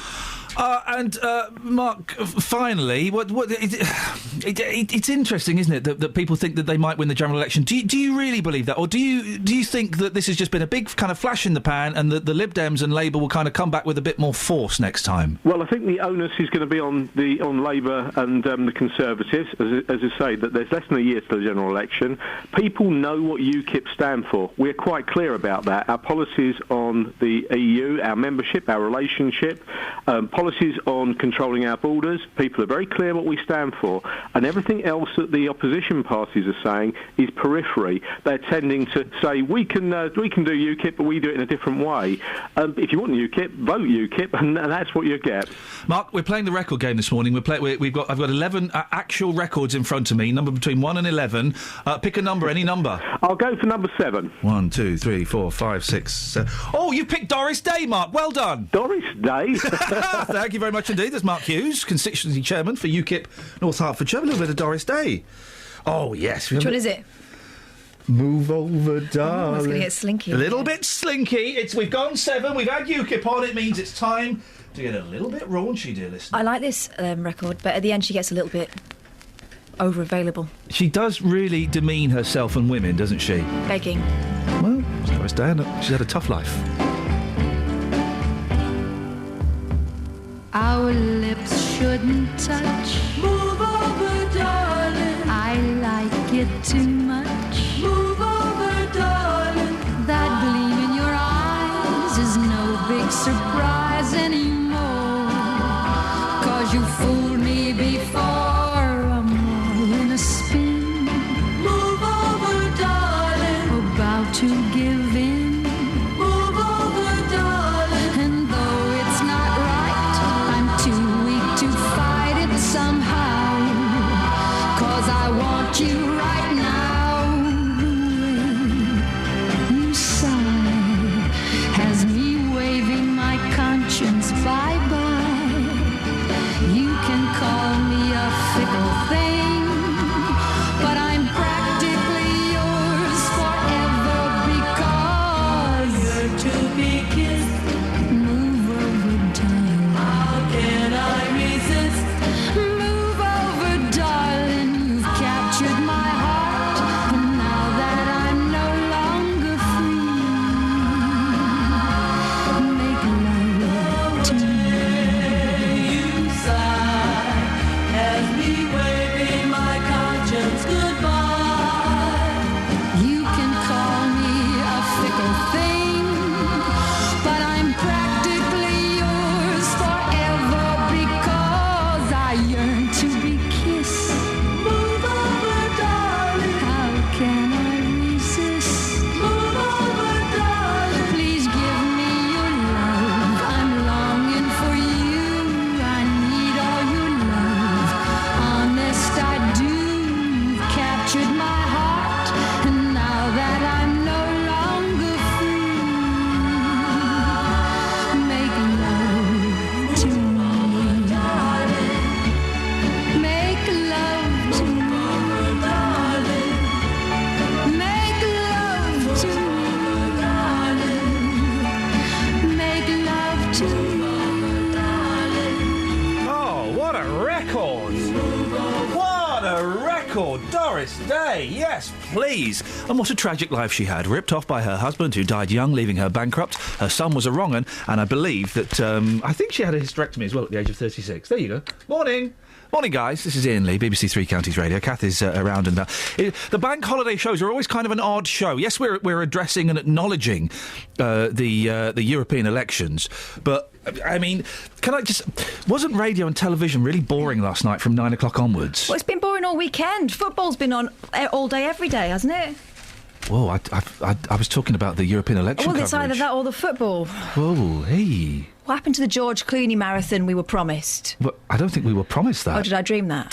Yeah. If women ruled the world, that's what we'd have. And you'd go to pubs and people would howl at you for getting up to go to the loo in the middle of, I don't know, out of sight or something. So you're saying that if women ruled the world in pubs, they'd be showing Made in Manhattan all on a loop? Yeah. Monster-in-law. And there'd be massive peer pressure. You're not allowed to go and sit near it. You're not allowed to talk through it either. And you're not allowed to walk past the screen. Hang on a minute. Girls are the worst at talking in films. Rubbish at talking. Why are they trying to kill that man? What's he been in? He's going out with what's her face? Who's that? Why are they trying to kill him? Look at that silly soul patch. You just don't stop talking through films, and then sometimes you're in a good film, like 45 minutes into it, you go, I've had enough of this, and you go, no, sit and watch the film with me. I do tend to go for a wander. I can't sit still anymore. My mum used to be like that. Dad used to say, she's on patrol. Can't sit still. People blame the internet and clever phones, don't they? Clever phones. Yeah. I've got one of those iTelephones, and it's very, very clever. But it goes back further. To? I'm going to send it to you psychically. The MTV generation. Boom, you see, I've got special powers. I don't know what you mean. Because up until MTV, and who invented MTV, guys? Dire Straits. Who invented MTV, Alice? I'm going to say... You're wrong. That's whatever. Samuel L. Jackson. Well, who's the other girl in there? I don't know her. Louisa. Does she work here? Yeah. Wow. Iain, I make you coffee. I thought we had something special. Oh, sorry. All right. Ouch. All right, Lisa, calm down. Flipping it. Lisa, who invented MTV? Michael Jackson, the other Jackson. She's got the first name right. Michael Winner. No, Michael Winner didn't invent MTV. Michael Ball. No. Michael Barrymore. No. No. Michael Nesmith from the Monkees. Oh! Thank you. That one. So, but when it started in, let's hazard a guess, 1995. Don't do that voice. Well, I got told off for doing my proper estimation voice, so I'm trying to fight it. The only way I can fight the one with the thumb in there. is if I put my thumb in my mouth, so that way I can't do the voice. Oh, 1985. And up until then, kids were great at sitting down, watching 30-minute, hour-long documentaries, even movies, no longer than 88 minutes. They watch documentaries. And then in the 84, 85, MTV started, boom, they've got a cut-up 3.5-minute sensibility to their brain. Mm-hmm. So that's where it started. Oh, right. MTV. That's the only place that you were taking that, was that? I've got more. Go on. MTV invented ADHD. What? And all those other made-up disorders. What? Did you just say... Did you just say a thing there that's going to get people...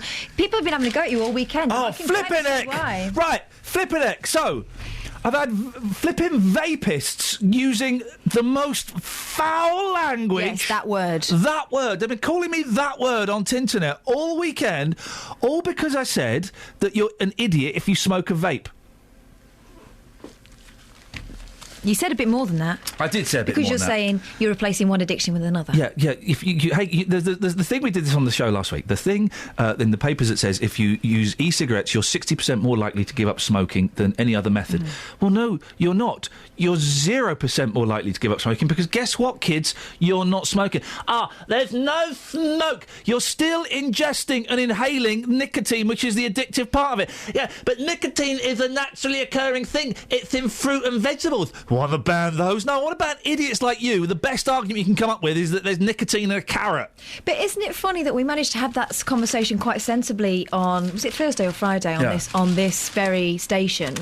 But you have it somewhere else. And all hell breaks loose. All hell breaks loose. And then I was invited to go on. Vapists have got their own. They meet up and have like evenings where they show each other their electronic cigarettes. They collect them, don't they? They collect them and they display their electronic cigarettes, much in the same way that idiots will share their stupid thoughts.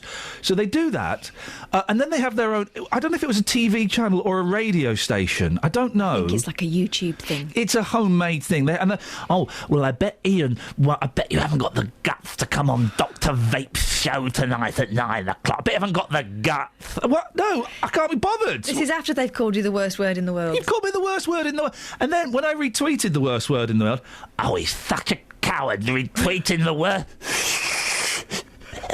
retweeting my tweet to his public so that they have a go at me. It's a public forum, you muppets. But they'd obviously shared it on their public forum. Yeah, and they were coming in one after the other. I woke up to 6 abusive tweets the next morning.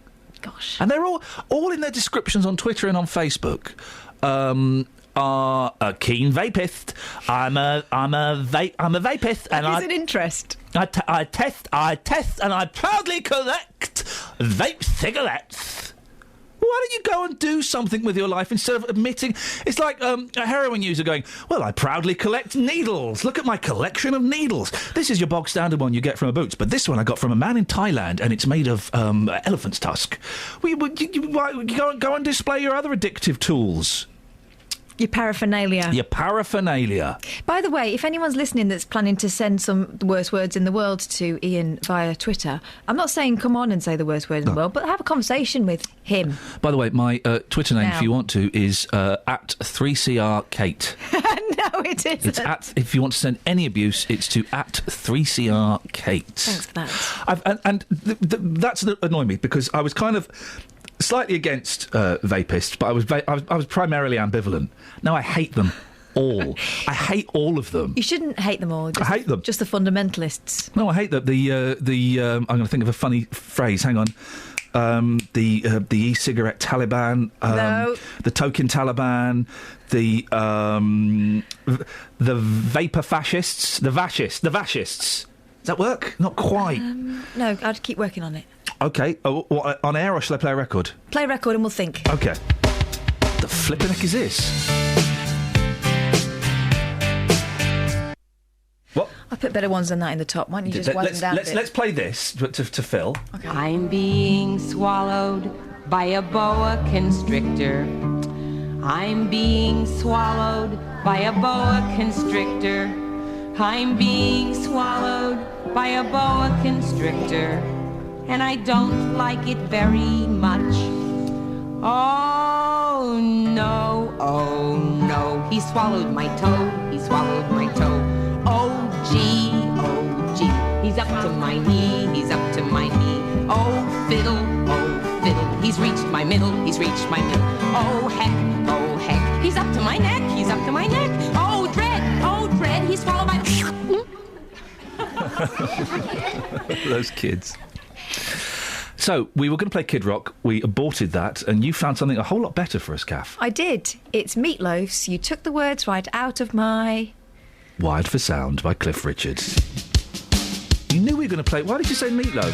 I like small speakers. Muppet. I like tall speakers. If they music, they're wired for sound. Walking about with a head full of music, cassette in my pocket and I'm gonna use it. Stereo, out in the streets, you know.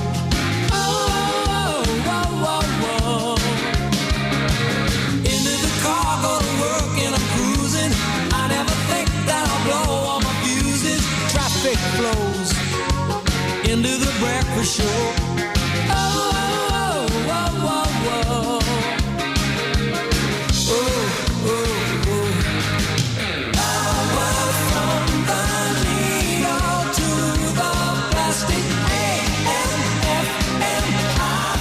So ecstatic now. It's music I found, and I'm wired for sound. I was a small boy, don't like his toys. I could not wait to get wired for sound.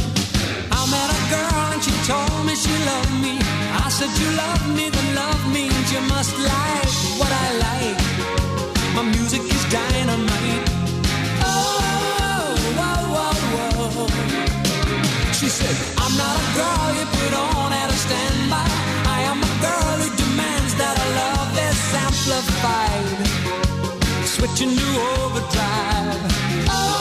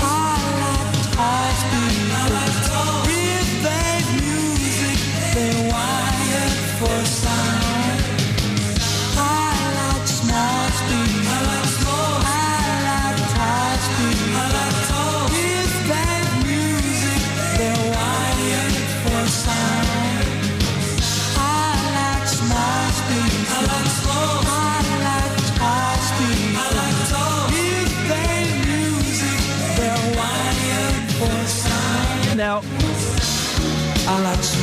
I'm not keen on a small speaker. What's the point? Small speakers these days are excellent quality. Really? If you get Bose. Now, we have to tread carefully for legal reasons. Oh. So? Yeah. John Travolta's hair. Yes. What's that all about? It's very dark, isn't it? How old is he? Well, it's very dark and it's very... thick and lustrous. It's very thick and lustrous. It's very bushy. It's like if you had, for example, no hair and you went into like a really expensive hair man and he said, where do you want hair? You would pick exactly where John Travolta has got hair, wouldn't you? It's exactly where you'd want. He's got the perfect hair in many ways. He's also grown a little soul patch just underneath his chin. He's got a little cleft. It's covered his bum cleft, doesn't he? Yeah. He can fly jumbo jets. Yeah. That's something we can't do. Yeah. He's got an airport in his back garden. He's got a bit more spare time than us, though. He has got a lot of spare time since he stopped making movies. And quite a lot of money. He doesn't complain about airplane noise. They call them airplanes in America. Do they? They do. Why would they do that? Because they don't know that it's actually an aeroplane, because they're thick. He's got an airport in his back garden. He doesn't complain about aeroplane noise at all. Maybe the people in Luton could learn a little trick from Elton John Travolta. I think it's quite double glazed, though, his airport stroke house. Well, they should maybe speak to his glazier. Maybe the glazier could do them a deal. Yeah. Or maybe John Travolta could pay for it. He's got enough money. Yeah. There's this thing. Well, I interviewed Duncan Bannatyne once before he got divorced, when he still had some money. And I was thinking, you could pay my mortgage off and it wouldn't mean anything to you. So why don't you do it? He wouldn't do it because he doesn't think it's good for you. Isn't he one of the ones who's not giving his children any money? It would be so good for me. I wouldn't have a mortgage. Yeah, but you'd spend it on sweets. Yeah. And records. Yeah. And... I mean, not even records you want, just bags of records. All those records, that's about a third of the records I got, a quarter, 20 quid. I mean, and those are the good ones. Wow. There's a lot of Benny Hill records in there. Yeah, I know. But I just think Duncan Bannatyne's so tight. Yeah. Can pay off the mortgage, and what's he going to... I've lost £100,000 in the back of my sofa. I've not even noticed it. Right. So... Are you doing Ronnie Corbett now? I have done Ronnie Corbett in the past. Have you? How'd you do that? I was talking to the producer. I was talking to the producer before the show. That is a good one. That is a good one, and you know it's a good one. That is awful. Why is that awful? You do Ronnie Corbett. I could do Anne. If you do Cher, then you're fired. I won't do Cher. If you do Scylla, you're fired. No, I wasn't going to do Scylla. I was going to do Anne off Watchdog. Oh, yeah. Whose mind is so tiny it shouldn't be allowed out on its own? That's Matt Allwright. It's a bit like Matt Allwright, yeah. We could take this on tour. You doing Matt Allwright and me doing Ronnie Corbett. That would be fun, wouldn't it? Yeah, we could. Let's do that, because the radio's not working out, is it? Oh, by the way, are the phones working? Alice, what's your... All right, Matt, calm down. I was talking to the producer, Alice, Catherine Boyle. Yeah. You're And doing a great job of talking. I was talking to the producer. Yeah. And we're thinking the phones are not working. Oh, OK, reel back on that accent. Amazing. Whoa! I'm doing a tiny Scottishman. I don't think the phones are working. They have been working. OK. Complaints. No. Can we? OK, this is what we're going to do. People just want to really concentrate on the accent. They want to focus. They want to... Did we miss the travel at 15:15? It's every half hour. Holiday travel, no one's going anywhere. OK, right, OK. We're going... Well, Barry's probably in his booth already. Let's see. Barry? I'm here.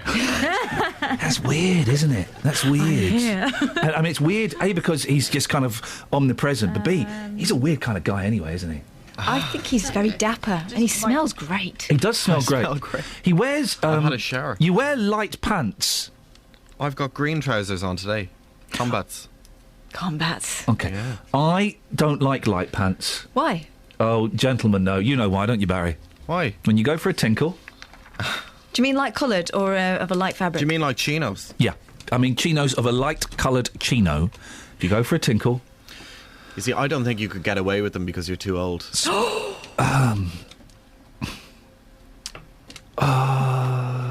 people in their 20s, like me.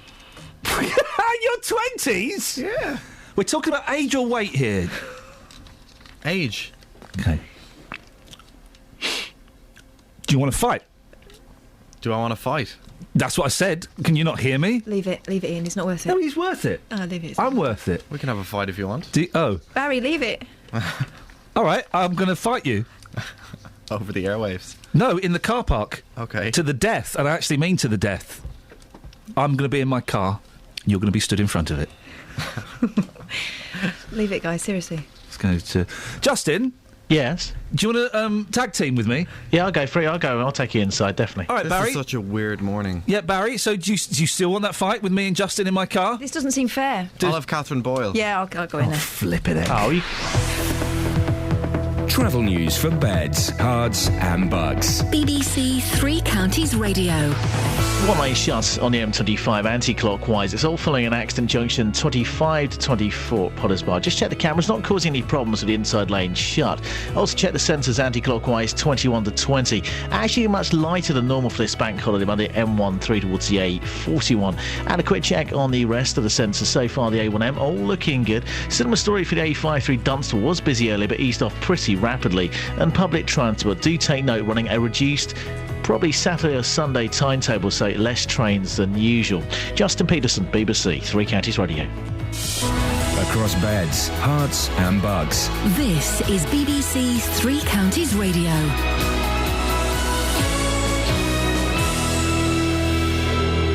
It's 7:30 with the headlines. I'm Barry Caffrey.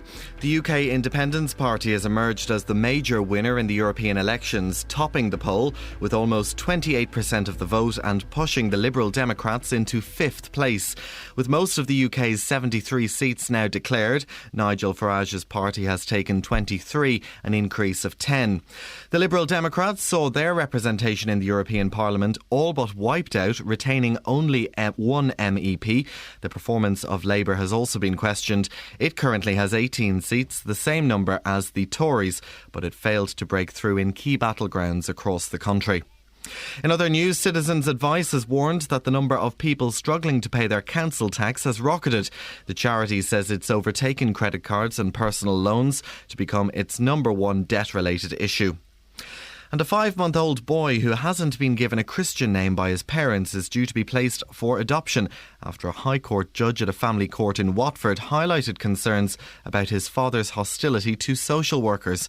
Mrs. Justice Parker decided that the baby should be taken into care after being told how his father had assaulted one social worker and threatened to kill another.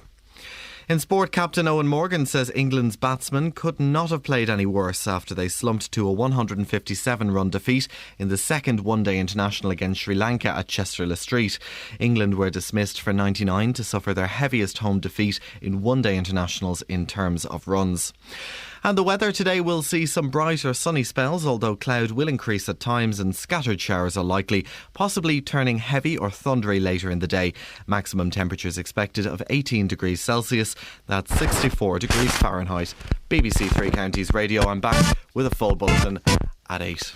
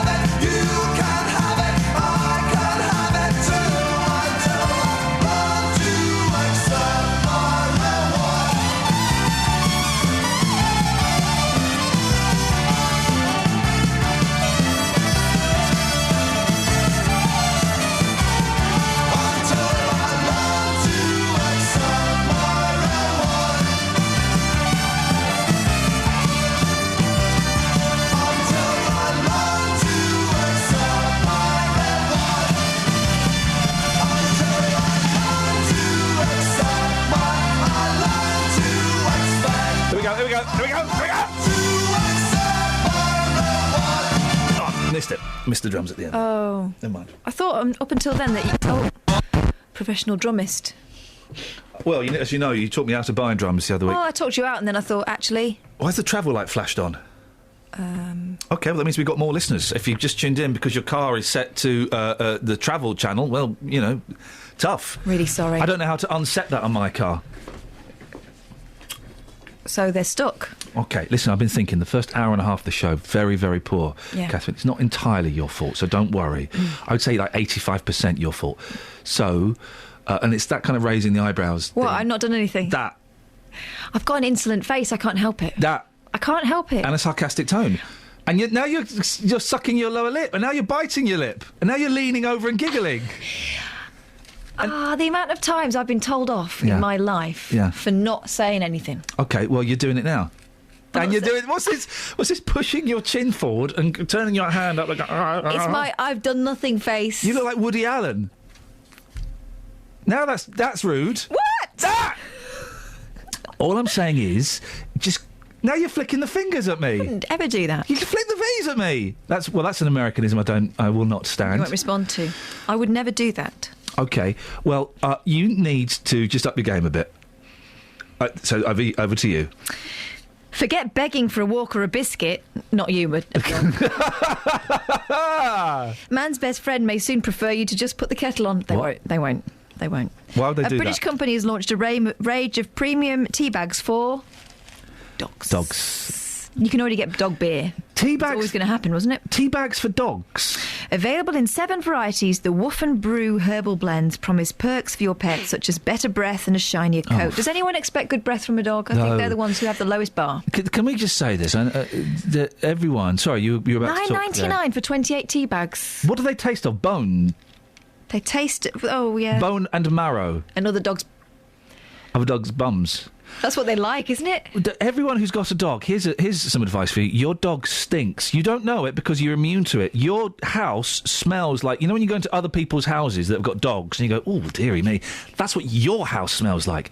Every dog stinks. Every dog owner's house stinks and their cars are flipping disgusting. Even if you've got a rug in the...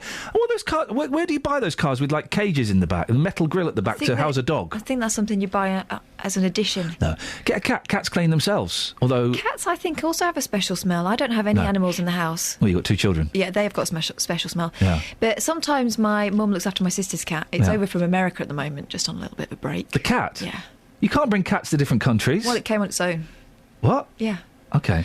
My sister's due back, but she didn't know when. So she sent the cat on first... and it's lodging with my mother. You actually can't do that? She did it. Did it have to go into quarantine? No, it doesn't have to go in on the way back. It has to go in the way there. That is nuts, Catherine, because it might have caught rabies in America. It's a house cat. Oh, they don't have... It's probably got a bit dusty. They got skunks and things over there. Yeah, they have, and possums. She had a possum in her garage the other day. You can't just send a cat to another country. You can. She did it. Elvis is back. He's in the building. And to be honest, I don't know whether it's a different litter tray she's using now, but I have noticed that there isn't so much of a smell anymore. But there's definitely a catty smell. It's the litter that smells when they urinate or defecate on it. Dear. It's the litter. The cats themselves don't smell. Wow. Rabbits don't smell. Their rabbit urine is very acidic. Really Rabbits bitter smell taste. of grass, don't they? Anyway, what are we talking about? Tea bags. Tea bags for dogs. So I thought this would make a really good phone in on a bank holiday. Well, I don't think the phones are working because normally we'd have had hundreds of calls now. Where's Dennis? Well, let's not joke about that because he's getting on a bit. Matt, where are all our friends? 08459 455. Dave Luton, not a sausage. Well, in many ways, that's a blessing. 08459 455 555. Not even Jeffrey. Don't open that can of horny worms. So 08459 455 555. Little treats. Tricky Woo. Do you remember Tricky Woo? Who was Tricky Woo? Madame Pomfrey's cat. Who's Madame Pomfrey? She was in All Creatures was she a Great and Womble? Small. No, I don't know if I'm thinking of the right person. Mrs. Pomfrey. She had a fluffy dog in All Creatures Great and Small, and she used to feed it all kinds of chocolates and things, which you shouldn't do because that can kill a dog. Yeah. You shouldn't feed not a rabbit. What do they call those birds that quack? Ducks. You shouldn't feed ducks bread. No. Or birds. in any way. I know, that's nuts. Well, now they tell us. We've been doing it for 30 years, and now 40 years, and they say suddenly, oh, yeah, don't give them bread. They'll explode. And they've got a taste for it now as well, haven't they? Yeah, exactly. And if you're feeding your birds now, shame on you. I do. You shouldn't be. Why? Because it's bad for them. They're forgetting how to exist in the wild. But they stand outside looking at their birdie watches. What? Walking up and down on my lawn. It's tough. Let them Come dig some worms. They can I think we might have a phone call. Alice, have we got... What's the other girl's name? Louisa. Lisa? Yeah. Have we got a phone call? Alice is just talking to them now. Ah, that's Can we very talk kind to them? of you. Yeah. We've got Colin from Dunstable. Oh, Colin! You wanted people to ring in, so he's rung in. Put him on. It's good because we can say we're doing the big tour. Oh, yeah. Colin, the home. Of the big home tour. of the big tour, Colin. Hello, mate. Hang on, while I turn the radio down. Yeah? Didn't realise they were going to put me straight. Well, I'm not saying we're desperate for callers, Colin, but we ain't got none. Well, there you go. It's a bank holiday Monday. Nobody's awake at this time in the morning, are they? I'm only here because I've used up all of my holiday, and Catherine's here because she forgot to take it off. So. And I don't want to work in August. Don't want to work what? In August. You know, there's another bank holiday in August. If I don't do this one, they're going to make me do that one. Ah, right. So, did you get my tweet last night, Ian? Sorry? I tweeted you. Were you the one that used the C word? No. No. Who are you on Twitter? Colin Huller. Well, what did you say? That's who you are in real life, isn't it? I just said, shouldn't you be in bed? Oh, was that you? Oh, I saw that one. That was me. Oh. It was getting late. It was very late. I couldn't sleep last night. Oh, I see. I couldn't sleep last night. I'm trying to find you. No, I didn't. Did you tweet me? Did I reply to you? No. Are you Nicola Simons? No, somebody, Gary, someone that you were talking to. Right. He said something. Are you Lorraine? No. James Whale tweeted me. You're not James Whale, are you? No. Oh, Colin! Oh, gosh, is that you? Yeah. There we go. Look. Hang on. Let's have a little look. We'll make that picture as big as we can. Oh, hang on. You've gone. You've got... you look a little bit like Charlie Drake. Yes, I suppose I do a bit. You've crashed the computer. Oh, I have. You flipping have crashed the computer. Oh, dear. I can't find you now. Oh, God. I think he looks like David Jason. Well... No. A bit. I wished. Why would you want to look like David Jason? Here we go. 08459 455 555. Which celebrity do you look like a bit, and who do you wish you looked more like? I look like Marlon Dingle from Emmerdale, and Yeah, you do. All right. Oh, excuse me. And I wish that I looked like Jose Mourinho from 5 years ago. Oh. I wouldn't know what he looked like 5 years ago anyway. Very, very handsome man. For a short period, he was my gay choice. All right. It's true. Somebody did used to say I looked like Cliff Mitchellmore. I'm Cliff Mitchellmore. I thought you were going to say Cliff Richards. Yeah. Oh, I'm trying to find the picture of you again. We'll find it and we'll have a good old laugh. Yeah, go on. All right. Don't mind. Oh, okay. Oh, do you want to talk while I'm looking for it? Yeah, okay. You talk to Kath. Once upon a time, someone told me I looked like a young Sherry Lungi. Oh, Sherry Lungi. She filmed at my school once. She filmed the manageress at my school. Yeah. Oh, blimey. And then someone said, as I got older, someone said, I was out with some younger women, and I thought, well, here we go. And this guy came up to me and he said, you know who you look like? And I was thinking, yeah. Anna Friel or young Sherry Lungi. No, you look like that mum off the BT adverts. Oh. I've never been so insulted in my life. Yes. Although she's a very attractive woman. There we go. She's a bit older than me. Yeah, what would I say about You that? look... I know exactly who you look like. Oh. I've got to think of his name. The wee fella from It Ain't Our Fault, Mum. Oh, I know the one you mean. Oh, what's his name? Oh, what's his name? Janet? Yes. What's the wee fella from It Ain't Our Fault, Mum, called? I don't know, but I know exactly who you mean. He's wee, he's bald, he's got glasses. He looks like Colin in Dunstable a lot, if Colin were wearing a safari jacket. Should I feel sorry for Colin? Yes. Thank you, Janet. He's also into fossils as well, so... He's into, ammonites and things like that. That's right, Janet. And where do you find them? All over the place. Well, along the Chiltern Ridge is a good idea anyway, isn't it? Yes, it is. And you live in a very beautiful part of that Do you area. nap Flint to get fossils? You can find fossils in Flint, yes, but I'm not a napper. You don't find, because we have quite a lot of flints, and I'm doing a wall, a flint wall with bricks at the moment, and I'm napping the flints, and I've broken open quite a lot of fossils as I've gone. Yes.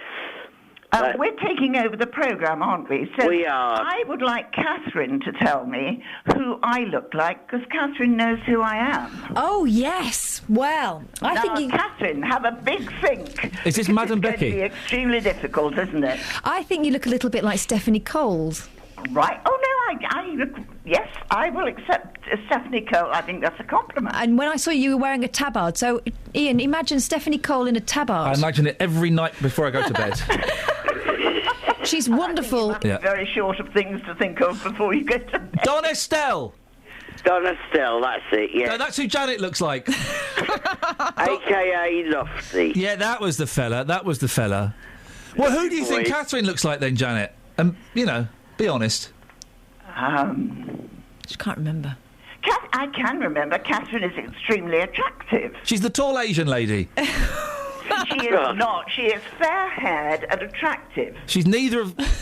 She's not one of those things...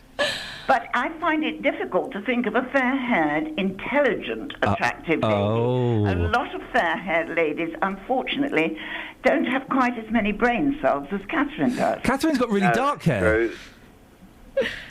The Catherine I'm looking at. Who are you? Where's the real... At the moment, because she's embarrassed. Well, because I've got brown hair, Janet, and I've always had brown hair. Are you thinking of Lorna?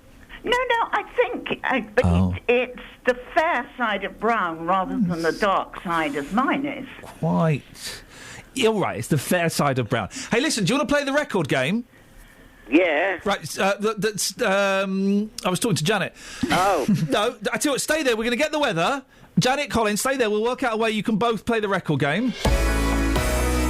Beds, Hearts and Bucks weather. BBC Three Counties Radio. Hello there. We've got a bulk of rain coming up from the continent, and so we're going to look at some heavy pulses at times, perhaps 20 to 30 millimetres altogether. But that's mainly affecting western parts, so the further east you are, the less you'll see of that. Thicker cloud at times, though. Some breaks this afternoon may give us enough sunshine to get the temperatures up to the high teens, but I think really we're going to be looking at low to mid-teens today. And a cloudy night tonight, some showers around, and another area of rain coming in from the east with temperatures down to 11 or 12 degrees Celsius. So we'll probably see some of those showers first thing in the morning, and a bit of a cloudy day tomorrow. The best of any sunshine is likely to be in the afternoon. And the rule of thumb for the rest of the week is west is best. So the further east you are, the wetter it's likely to be. That's your latest forecast. Thank you very much. Oh, what's that? I don't know. I think it was weather giving Squeaking us the weather. So we've got Colin from Dunstable, we've got Janet from Ashridge. Yep, I'm here. Hello. Hello. Can't be here for too long because I'm stirring rhubarb and ginger jam. Oh, my favourite. It's in a minute. So, and I'm assuming you're going to bring some jars in for us to nosh on. Well, if you come anywhere where I am, I'll call the police. Get you some. Now, how about coming to the garden party in Ashridge House next Sunday, where I'll happily give you one. Janet, you can't turn down an invitation of that kind. So if I come to the garden party, you promise you're going to give me one? Of course. Are you going to give Catherine one as well? I will give Catherine one as well. What if Justin Dealey comes along? Would you give him one, or is that too much? He can come along because I know him quite well as well. Okay, well, we'll certainly consider it. You can't... This garden party, it's a wonderful event, and you will find me on the lawn. And will you give me one on the lawn? Not in the way you're in, sir. Okay, right, now listen, we got there in the end, Colin, you mucky pup. Now, we're going to play the record game. I've got 11 records. Go quickly, because that rhubarb jam is burning. I can smell We've got 11 records. The way we're going to do this is, Colin, I want you to pick a number between 1 and 11, and then Janet's going to pick one between 1 and 11, then we're going to add them up, then we're going to divide them by 2, and then we're going to round up. Sound fair, Catherine? Colin, you go first. 3. OK, Janet, your number? 9. So that makes... 12. All right. I was, divide it by 2, Catherine. 6. Just helping out, Ian. All right, thank you. And then round it up. To what? What do you want to round it up to? Why don't we just stick at 6? To the nearest... to the nearest full number. 6. Well, it 6 is a full number, Ian. I don't know if you'd come across that before. Nice one. Nice one, Janet. Nice one. All right. This hasn't... Right, you three aren't doing this. Let's do it again. Right, Janet, you go first this time. See if it works better if you go first. You would like us to have different numbers. 7. OK. 7. Colin, pick a number. I'll stick to 3. 10. OK, so divide that by 2, Catherine. Divide it? I thought we were doubling it. Oh, we're dividing it. OK, 5. And you want us to round it up to 6 because you don't like... No, you're right. I want you to round it up to the nearest full number. 6. You don't like 6, obviously. Well, you love 6, apparently. No, 6 is a very good number. Catherine. Yeah. Just put a record on, Hang on. please. I don't know how to do it. Ian enjoys our voices. 1, 2, 3, 4, 5, Keep 6. on speaking. You don't want number 6. You play You asked for it. Give it a little scrub. Oh, yeah. Give it a little scrub. You chose this, guys. This is not our doing. This is down to Janet and Colin. We will accept the blame. Yes, we will. Really? We'll take all the consequences. OK. Don't sound so glum. Enjoy. Thanks. Enjoy it. Go and stay your room, Bob. Ta-ta.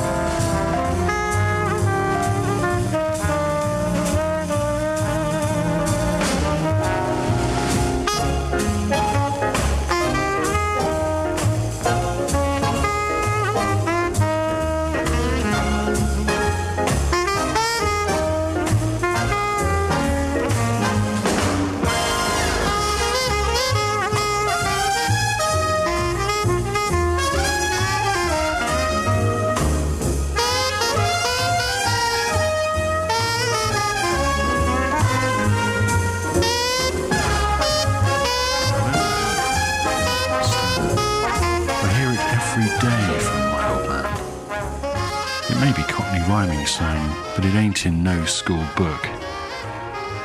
He says it every time that he gets mad. A regular caution is my old dad, rub the old man up the wrong way. Bet your life you'll hear him say Gertrude. Cow son, Gertrude. Gertrude.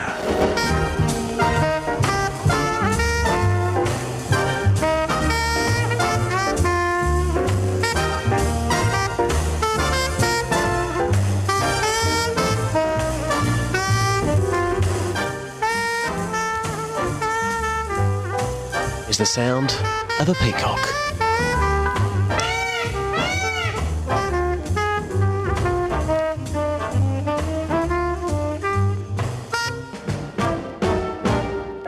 Dad pop. Where did that idea come from? It came from my brain.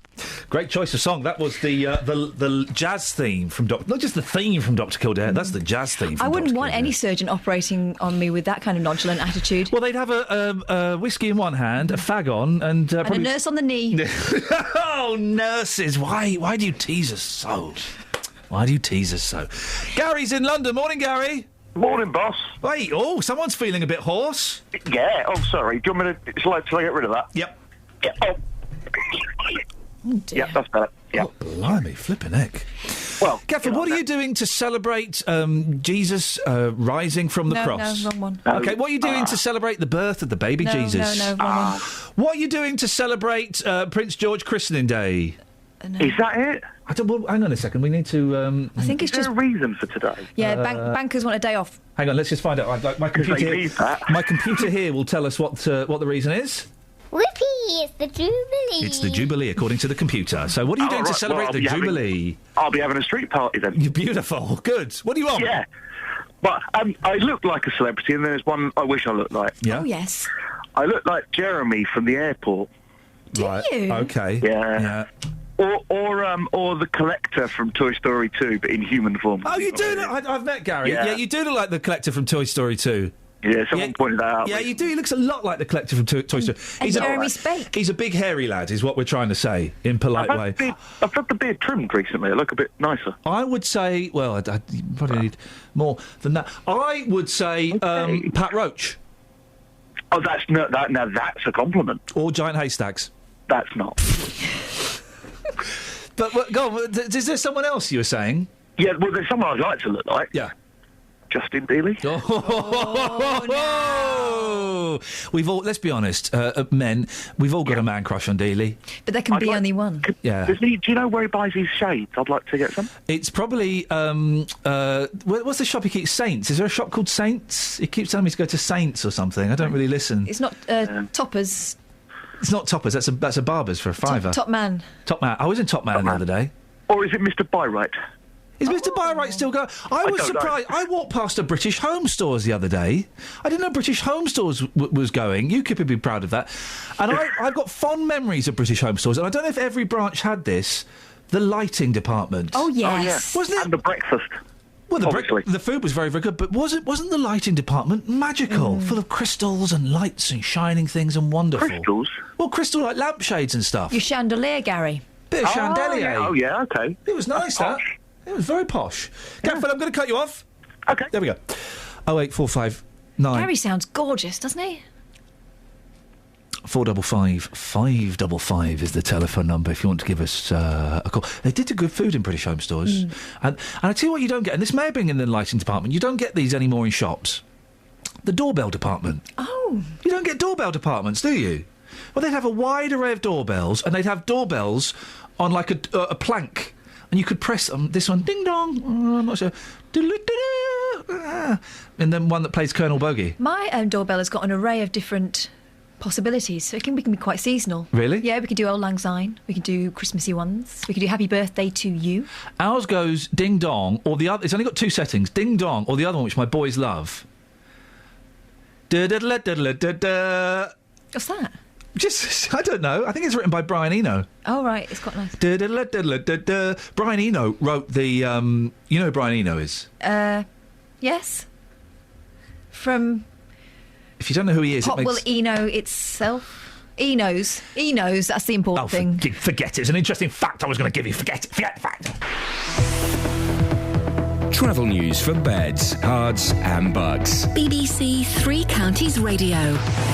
Accident now cleared on the M25 anti-clockwise. All lanes now open. Junction 25 to 24 Enfield through towards Potters Bar. Much lighter than normal. This is Bank Holiday Monday between Junction 21 and 20. The M1 through towards the A41. And a quick check on the sensors around the A5, A6. All looking good. No reports of delays as you make your way on public transport. They're running a reduced service, a Saturday or Sunday timetable this morning. Justin Peterson, BBC Three Counties Radio. Thank you very much. Now do you feel educated in the ways of being a woman? Moderate. Sorry, hang on a second. Try again. Moderately, yes. Now do you feel... Oh, hang on, let's try this. Now do you feel educated? In what? The ways of being a woman. Yeah, it didn't take long, did it? You know who Brian Eno is? Yes, from Roxy Music, from the Roxy Musics. And he wrote... Yeah, I feel safest of all. No, not in... he wrote the closing down theme for computers. Proud boast. 08459 455 555. Happy European election results days. Did it go the way you wanted to? We'll find out more after the news with Barry Caffrey. Who's going to get a punch? Local and vocal across beds, hearts and bucks. This is BBC Three Counties Radio.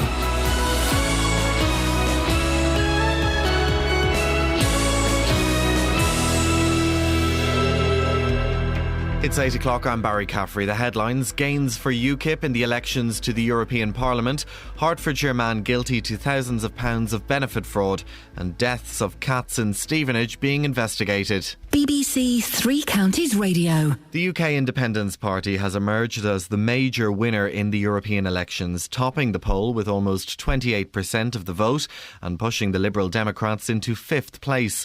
With most of the UK's 73 seats now declared, Nigel Farage's party has taken 23, an increase of 10. It's the first time since 1910 that neither Labour nor the Conservatives have won a national election. Nigel Farage said after tonight's results, anything was possible for UKIP. Who's to say in a year's time what UKIP can or cannot achieve in a general election?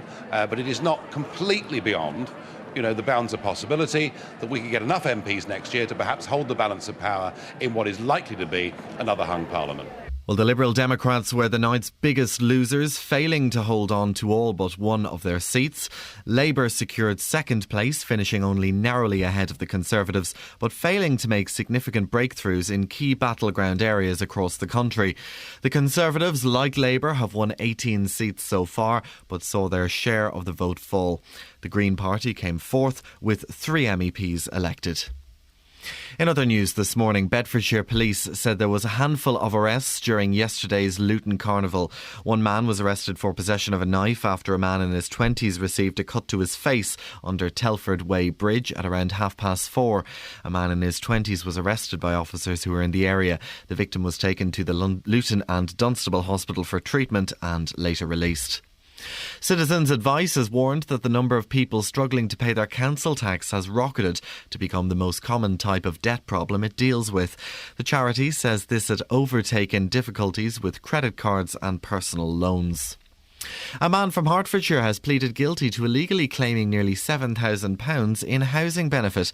Alan Collins from Chapmore End failed to declare that his job seekers allowance had ended and that he changed his address.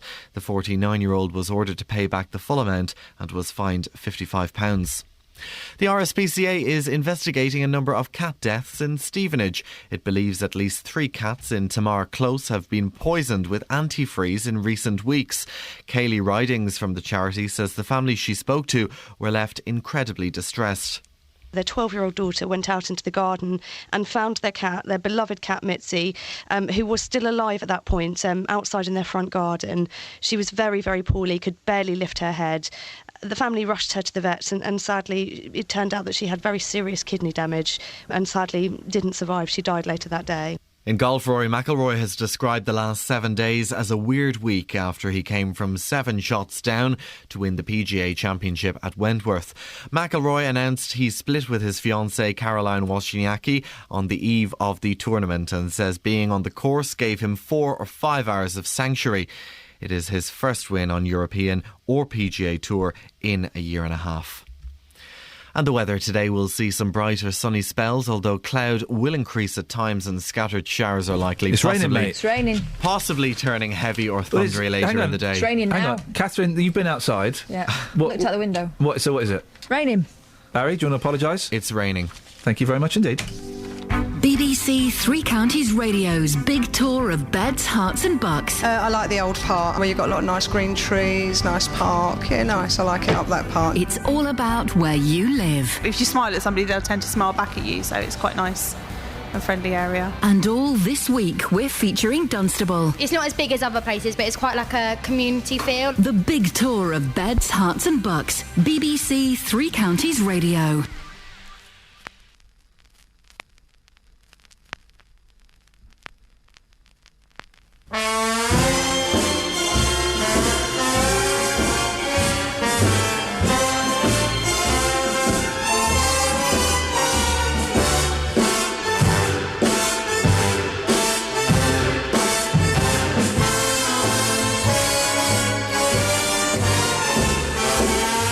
Morning, this is Iain Lee, BBC Three Counties Radio. Kath here.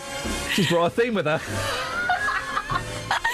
I would love to know what is going on in houses around the three counties where they've got out of bed and have put the radio on and thought, I'll have a little bit of, I don't know, something, a nice easy wake up. You know, there is a man in his early 50s who's just got out of bed and he's dancing around for his wife. To be honest, I'm fighting the urge myself. Should we let the man dance for his wife? Here we go.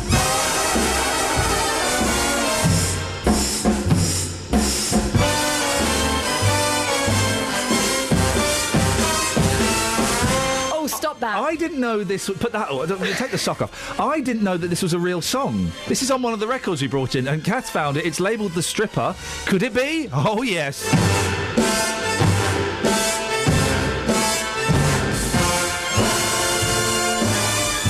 It's actually a good bit of music. Yeah. Imagine the guy that wrote it. He probably called it The Stripper, but how demeaning that your song is now used by women in their early 40s who are trying to support either drug habits or children. No, they should bring it back. I don't think they're using this anymore. No, they're using dirty, bumpy, grindy music. Dear. They should bang this one on.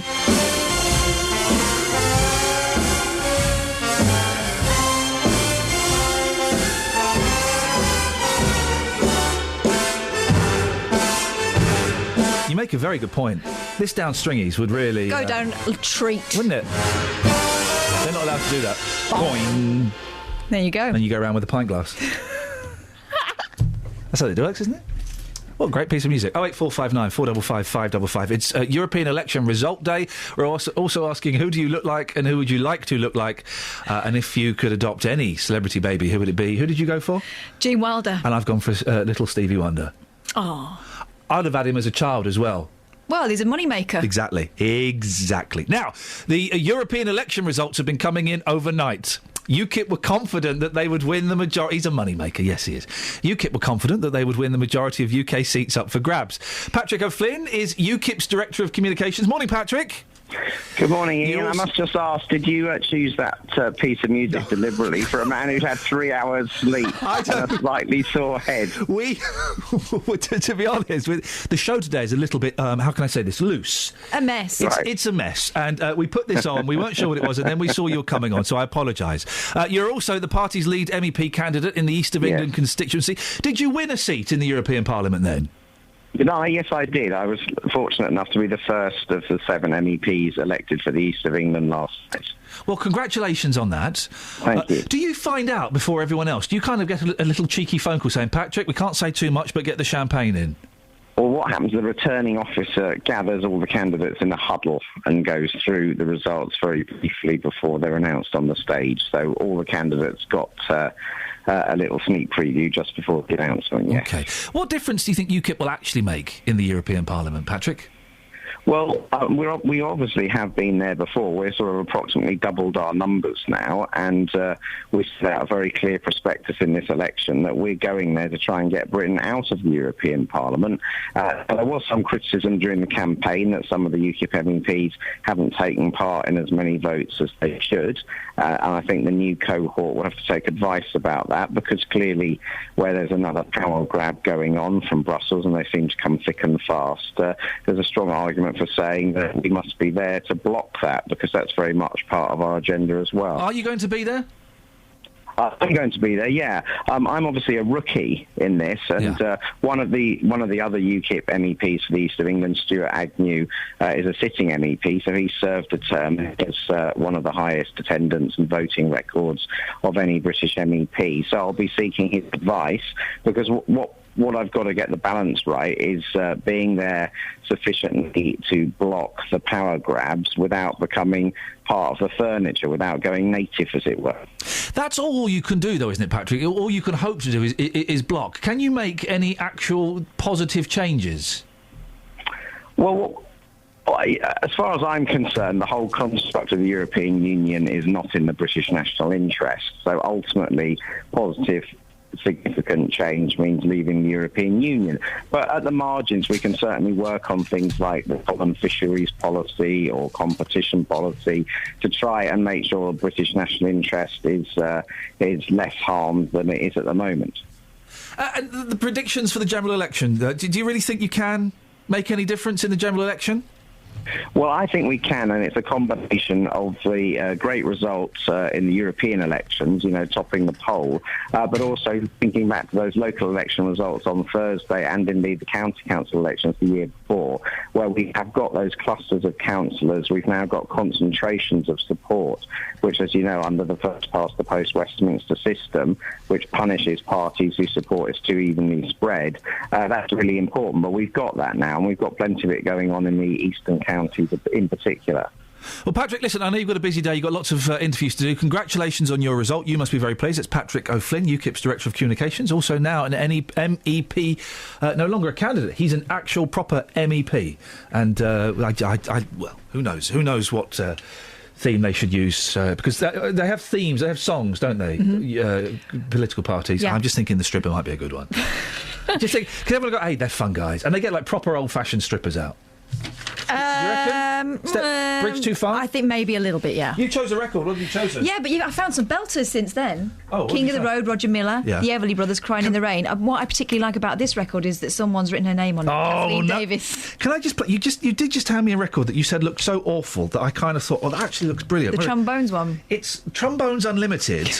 What a name for a group. I wonder what they're going to sound like.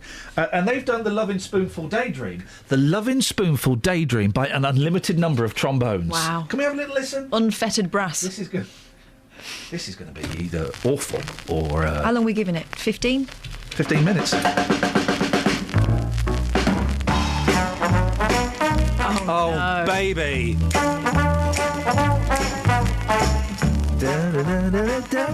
This is wonderful. Someone bought this. Well, I did eventually. I wouldn't say there were an unlimited number of trombones. I can hear 2. Hang on. I think they might be building to drop the bass. Oh! He missed his part. Cheeky. Was it only one take they had in the studio? A stifled trombone. Let's just get one more little chorus and then we'll pull it off, shall we? I've not been logging my songs. It doesn't matter. This is, I think, my favourite record I've ever heard in my life, and I've listened to Sgt. Pepper's. Hang on.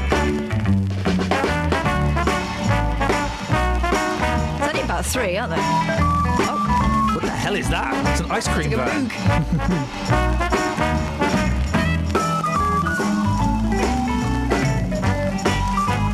Yeah, I think we get that. There we go. Okay, that was a lot of fun. Now, the thing with records I've discovered is they're really, really tough. You can do... When I was a kid, I've got to be so careful with records. You can do anything. Look, I'm going to throw this record. You're scared to. Oh, I don't like to throw people's belongings. Throw this. Ow. Oh, gosh. Go on, throw it. What a limp throw. Actually, it's quite a good frisbee, isn't it? What would you like to play? You can't play that one. Right. No, that one. You can't play that one. That one I gave you. Where is it? Oh, I threw it. Oh, you want this one? Right, here we go. 08459 455 555. What are we talking... Where are you going? Just picking this up. I can't leave it on the floor. Tell them what we're talking about, because people will think that we've just thrown this nonsense together.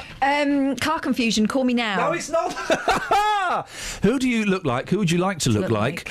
And 08459 455 555. And anything you want, to be honest. Little treats you give to your dog. Apparently they make dog tea bags now. Does your dog already drink tea?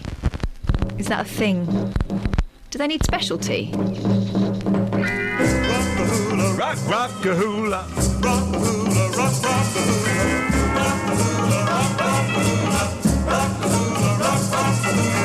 Rock-a-hula, rock, rock-a-hula. Rock-a-hula, rock, rock-a-hula. Rock-a-hula, rock.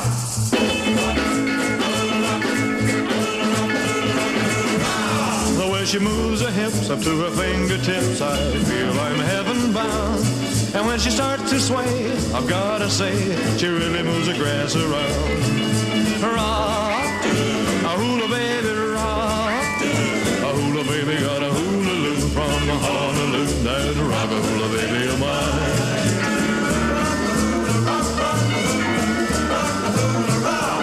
Although I love to kiss my little hula miss, I never get the chance.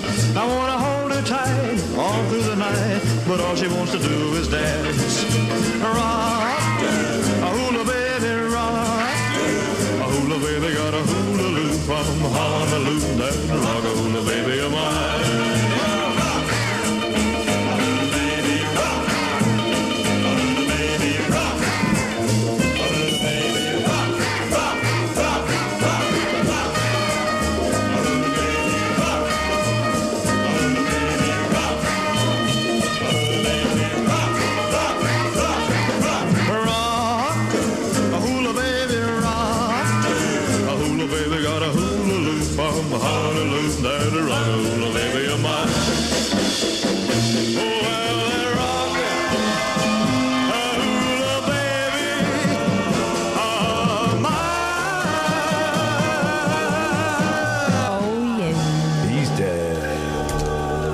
I like that, but what was the rush? It was a frenzy. Well, he was either A, rocking his cajoolies off, or he was taking a load of speed pills because he had to lose weight for a Las Vegas concert. No, not Elvis. Elvis is funny, isn't it? It's odd that he's someone so... I mean, what a man full of conflict and oxymorons and paradoxes. Completely against drugs, against drug use, but was a massive drug addict. Because he thought because it was prescription, he thought it was okay. Because the doctor gave it to him. The doctor working class thing. If the doctor gives it to you, must be good. He, he was. I think it was. Was he a member of the FBI, Elvis? Well, that's what happened. I heard all this stuff after. I mean, obviously after, because he was born. He died about 4 days after I was born. Isn't that? Whoa! Have you been questioned by the police? Not yet, but I just think that there's probably only room in the world for one swinging pelvis. Oh gosh, no. He was like high on speed pills, diet pills. Shame. And he goes, "Oh boy, I'm going to meet President Nixon." And he just rocked up at the White House at like at 2 o'clock in the morning. President Nixon was there, and he said, "I don't know how Nixon speaks." "Elvis, can I do anything for you?" "I want to be a federal drug agent for the FBI." "Okay, I'll sort that out for you. TC, go on, sir." And he gave him like an FBI badge and made him an honourable member of the FBI. In the hope that he would go away. Just go away! And there's a brilliant picture of Elvis receiving this award, this badge, whilst he's wearing a cape. He's got a cape on. Superhero. I don't mean a chicken. Oh, hang on a second. Oh, who's this? Matt! Hello. Good morning, Matt. Iain, I'm very disappointed with you this morning, And it's so lovely to talk to you. Well... Happy bank holiday. Yeah. What are you doing to celebrate the bankers having a day off? Well, I'm telling you what I'm going to do. I'm going to go back to Chris Evans. You sound more like Chris Evans than Chris Evans. Then why would you go back to Chris Evans if I sound more like Chris Evans than Chris Evans? That's crazy talk. Your show this morning was absolutely being rubbish. So, well, hang on. What? Okay, You're all talking a lot of balderdash. Oh. I was, yes, for a second. And you never told me who sang Manic Mondays. Who was it? Well, I'm not going to tell you now. You've been rude. Bangles, Matt. Matt, Thank you. Listen, I agree, Matt. Today's show has been awful. Yeah. Can I ask you a question? You've had no news. You've told us nothing was going on. Can I? All right, there was a baby that's been taken by social services because it hasn't got a name. Chris Evans too. Well, you could call it that. I suppose it's a suggestion. Matt, what do you think? What have you noticed? Yes. That's inherently different about the show today? Well, you haven't given us. You haven't discussed any news. There is one specific. Very, very obvious change to the setup of the show today. What is that? Well, it's the records. No. There's an answer I'm thinking of, Matt. There is one specific person in the studio with me today who isn't normally in my studio. Yes. Who is that? I don't know. Her name. It's Catherine. I only know Kelly. I love Kelly. Kelly's not here. Alice is on the phone and she's doing a cracking job. Catherine, have you noticed, Matt? Yes. Catherine is in the studio with me and is hosting. I'm not even going to say co-hosting. She's hosting the show with me. Have you noticed that? Yeah, but she's quite good, Ian. She's quite good. Right, there you go. Thank you, Matt. No, keep out of this for a second, because you're saying the show's rubbish. The only inherent structural difference is that Catherine Boyle is presenting the show ipso facto. Well, what you're saying is Catherine is rubbish. No content.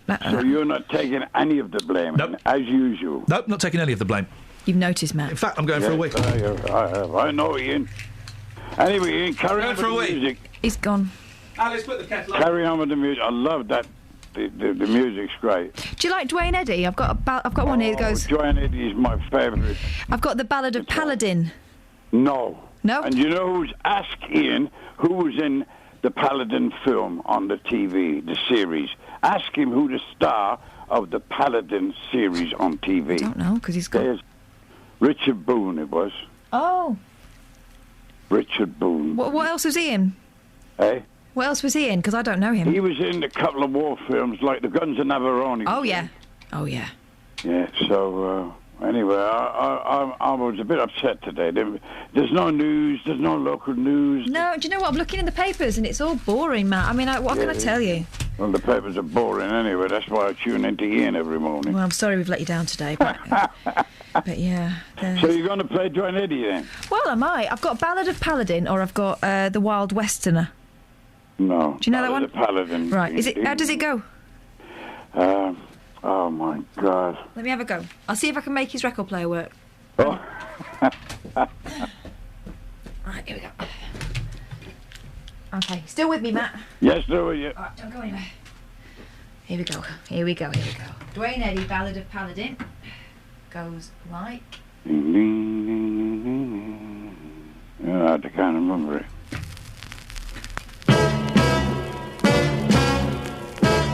Yes.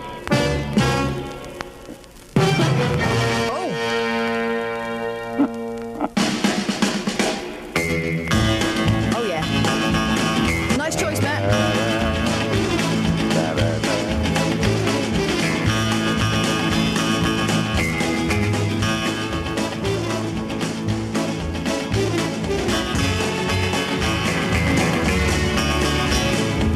Go on, carry on singing, Matt.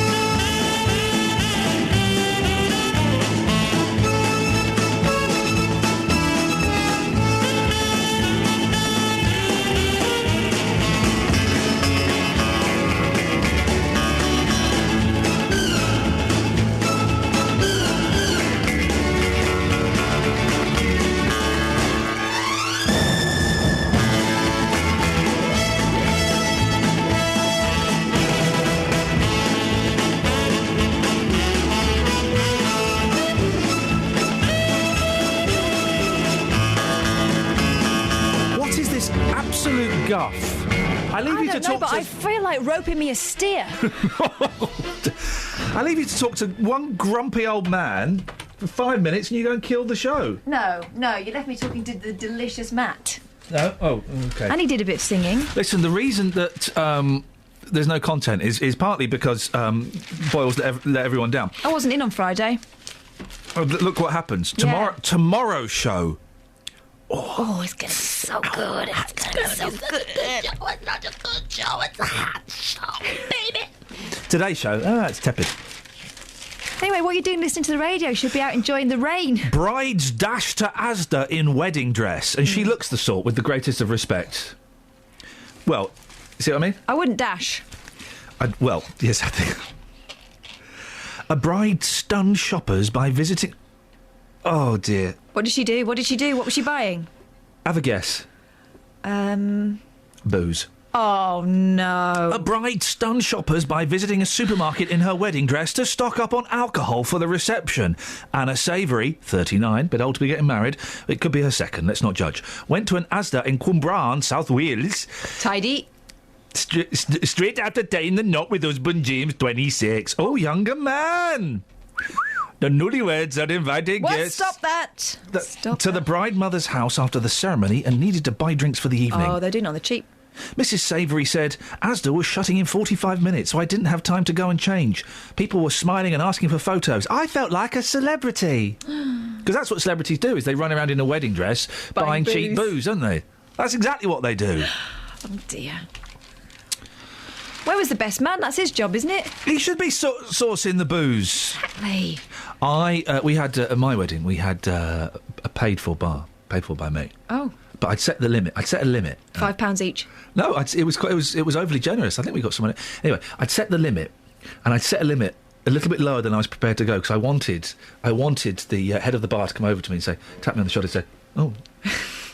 What happened there? I wanted the head of the. That's my wife texting me saying, "Don't tell this story. It's not even a story." This is one of those stories that if I heard someone say, I'd say, "Oh, good story." But I've started now. I know what it is. I guess I can guess the end. Alice, is everything all right? Mm-hmm. Is the kettle broken? No. What? My father-in-law uses that line. Well, no. I just wondered. You.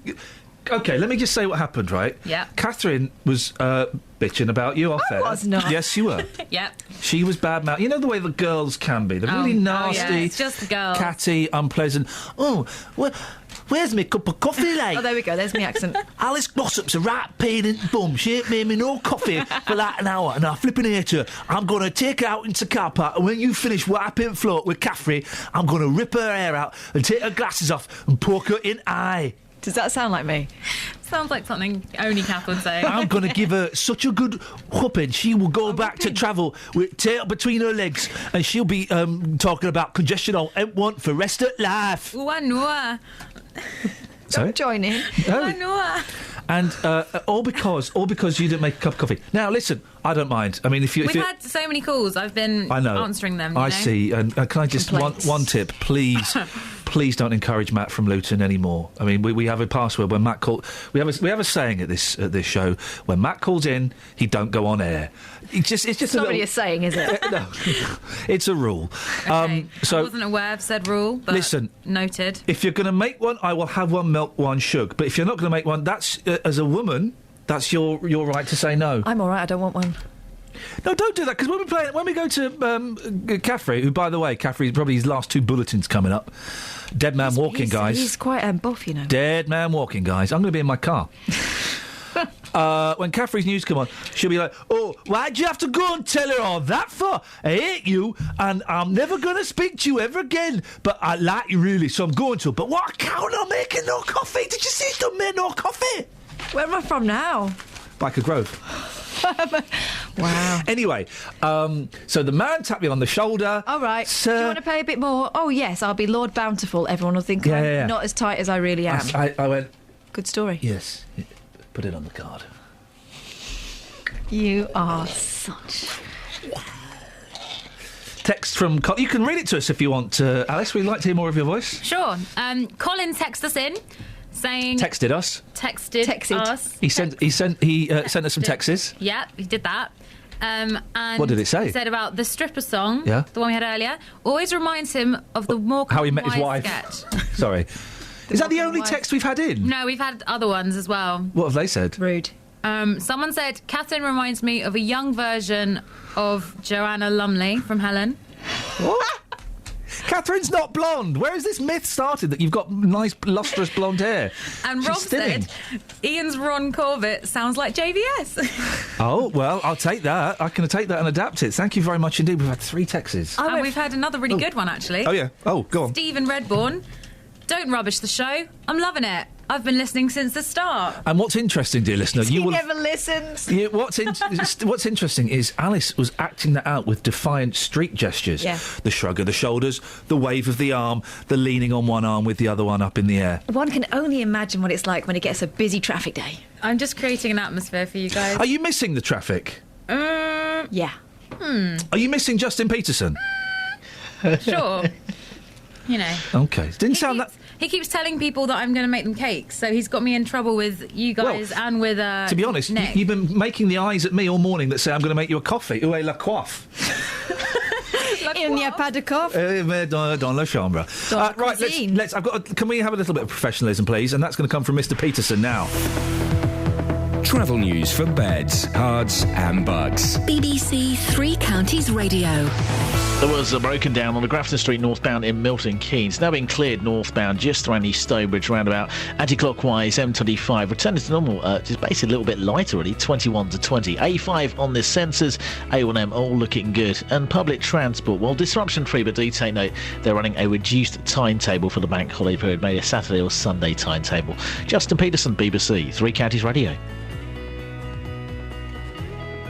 A across beds, hearts and bugs. This is BBC Three Counties Radio.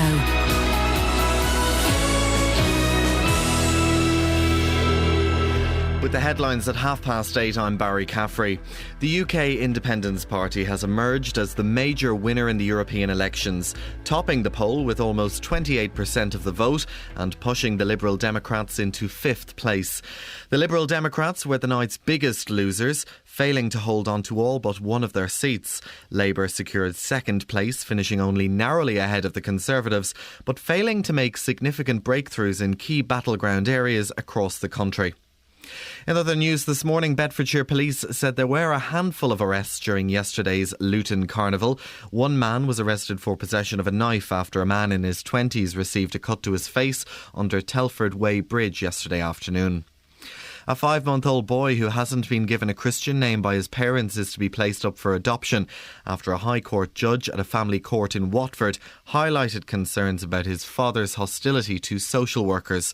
Mrs. Justice Parker decided that the baby should be taken into care after being told how his father had assaulted one social worker and threatened to kill another.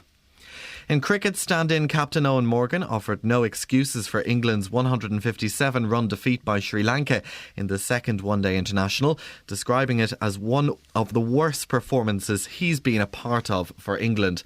The series is now tied at 1-1 after they were bowled out for just 99, their lowest ODI total since 2001. And the weather today will see some bright or sunny spells, although cloud will increase at times. Scattered showers are likely, possibly turning heavy or thundery later in the day. Maximum temperatures of 18 degrees Celsius, 64 degrees Fahrenheit. Get the latest news and sport online at bbc.co.uk/3 counties. Call 08459 455 555. BBC Three Counties Radio. 08459 455 555 is the telephone number. Well done. Are we still on? Yeah, well, just about. We got who's coming on at 9? Stephen Allen. Stephen Allen. You have to emphasise the because he's not Steve Allen. Well, is he? Because I heard him on LBC the other night, and I know he does radio elsewhere, and he's a very entertaining chap. You're in for a treat from 9 o'clock. He's lovely and he's charming and he's polite. But I've never seen his name written down. Steve N. Allen. So is it Stephen Allen or Steve, initial N, yes. Allen? Yes. That's confusing, isn't it? That's going to confuse. Especially if he called himself Stephen N. Allen. That would sound like a double act. Stephen Allen. Stephen Allen. Stephen and Allen. Stephen Allen, like Ant and Dec. Well, no, you misunderstood me. Stephen Allen. Like Flanagan and Allen. You remember those from your youth. Oh, what is that about? Don't, because I'm turning 41. Now? In like a week. 2 weeks. What do you want for your birthday? My life back. I can't give you I want my life back. I'm so flippin' old. Mm-hmm. Speaking of old, flowers. Yes. Don't think about it too much. What's happening to us in the world of flowers? Oh, yeah. Big flowery news. If you're fans of us and if you're fans of flowers, well, stay tuned. Floral fans, listen up. And if you're a fan of flowers. If you like a flower display. Yeah, there we go. You know, show flowers that show off. Very time... We need some music. For flowers, not just flowers that sit there in a vase and just die slowly. No. This is flowers who come out with an exuberant bang. Do it again. No. Yeah. There's a gladiolite. Put the pint glass down. I've got no more change. Right. So go on, what's happening? There's a church in Bourne End. Oh, this is inappropriate music. They won't mind. OK. There's a church in Bourne End where they're celebrating life through the medium of... Flowers. And they're going to be celebrating our Radio Academy win through the medium of flowers. That's nuts. But how are they going to... Is it going to be an abstract piece? I think so. I don't think they're going to be recreating... They haven't got enough flowers to do your arms. Never mind your whole body. In the world. That would cost a bomb. See how expensive bouquets are now? You don't need to have... if you notice pictures of people, you don't always see their arms. Yeah. OK, well, there could be something creative they could do to save on peonies. But they're going to... They're going to represent us in... Through the medium of flowers. How? Well... It's wonderful. To find out, go to the Church of St John the Evangelist, Bourne End. .com. And I think it's the 6th and 7th of June, but I've forgotten my post-it. We'll talk about it more in the run-up to the big day. We're going to send people there. Yeah. I mean, I'm busy then. That's a shame. 08459 455 555 is the phone. I think it's a great honour. No, I think it's wonderful. I've never been immortalised or anything like that. Well, you won't be immortalised. You'll be there for about 3 weeks tops. 3 weeks. 3 weeks of immortality. Do we know the person who's behind this? Because this is genuinely a wonderful, wonderful thing. Laura Pitson is the one who called me, Laura Pitson Frey. Morning, Laura. But I think it's a committee. I think that it was a joint decision. It's not just her. That's insane. I know, of all the things they could do. We have got to... Right, and we've got to get behind this 90%. By 90%, I mean, I can't go. Yeah. But we can send a photo. They said that'd be enough. I think they thought it'd be better if you didn't go. Oh. Bong. We have to support this a lot because I want my floral display to be the best floral display in that church in Bourne End. Yes. I want it to... Is there a prize? Is it up for a prize? Because if it wins, then someone's going to have to make a cake to commemorate the winning of the floral display that was to commemorate the winning of the Radio Academy Awards. I don't know how these things work in floral festivals, but I imagine there'd be a rosette, if not just bragging rights. Have you ever been to one of those vegetable parties? No. You know which ones? You know when you go to a church hall? Yes. And the men have got like their huge turnips marrows. out. Yeah, they've got their marrows, whack their marrows out on the table. Or they've got out a couple of shallots.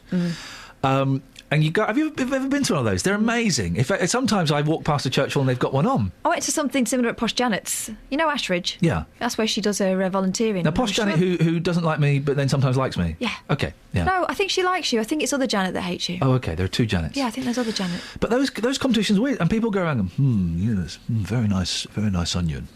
Yes. Oh, yeah, this is the best. This is the best onion. Yes. Who get a rosette for it? Yeah. What weird world to be involved in. And yet I imagine it's quite kind of strangely addictive, and there should be a documentary about it. There should be a documentary about it. Wow, you've just had an idea for something that you can go and do yourself. No, I'm not doing it. You can do it. You've got a camera. You should use it. I've got a camera. Flippin' heck.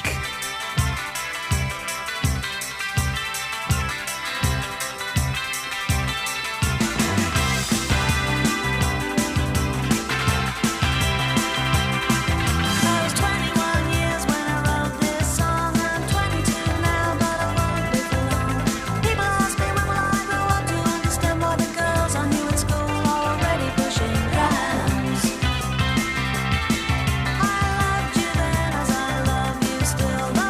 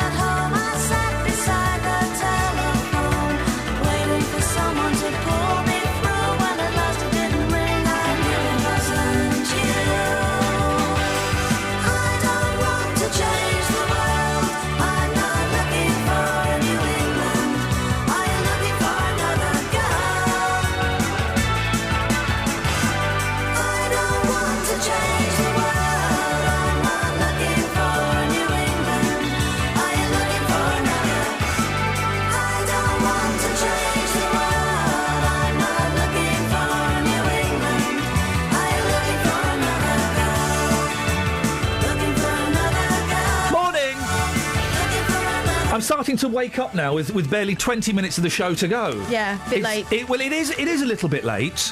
If you were by the way, happy European election results day. We're allowed to... There was a weird umbongo on the European elections in that we weren't broadcasters, and it was all of them, Sky, BBC, ITV. We weren't allowed to talk about which way you had voted...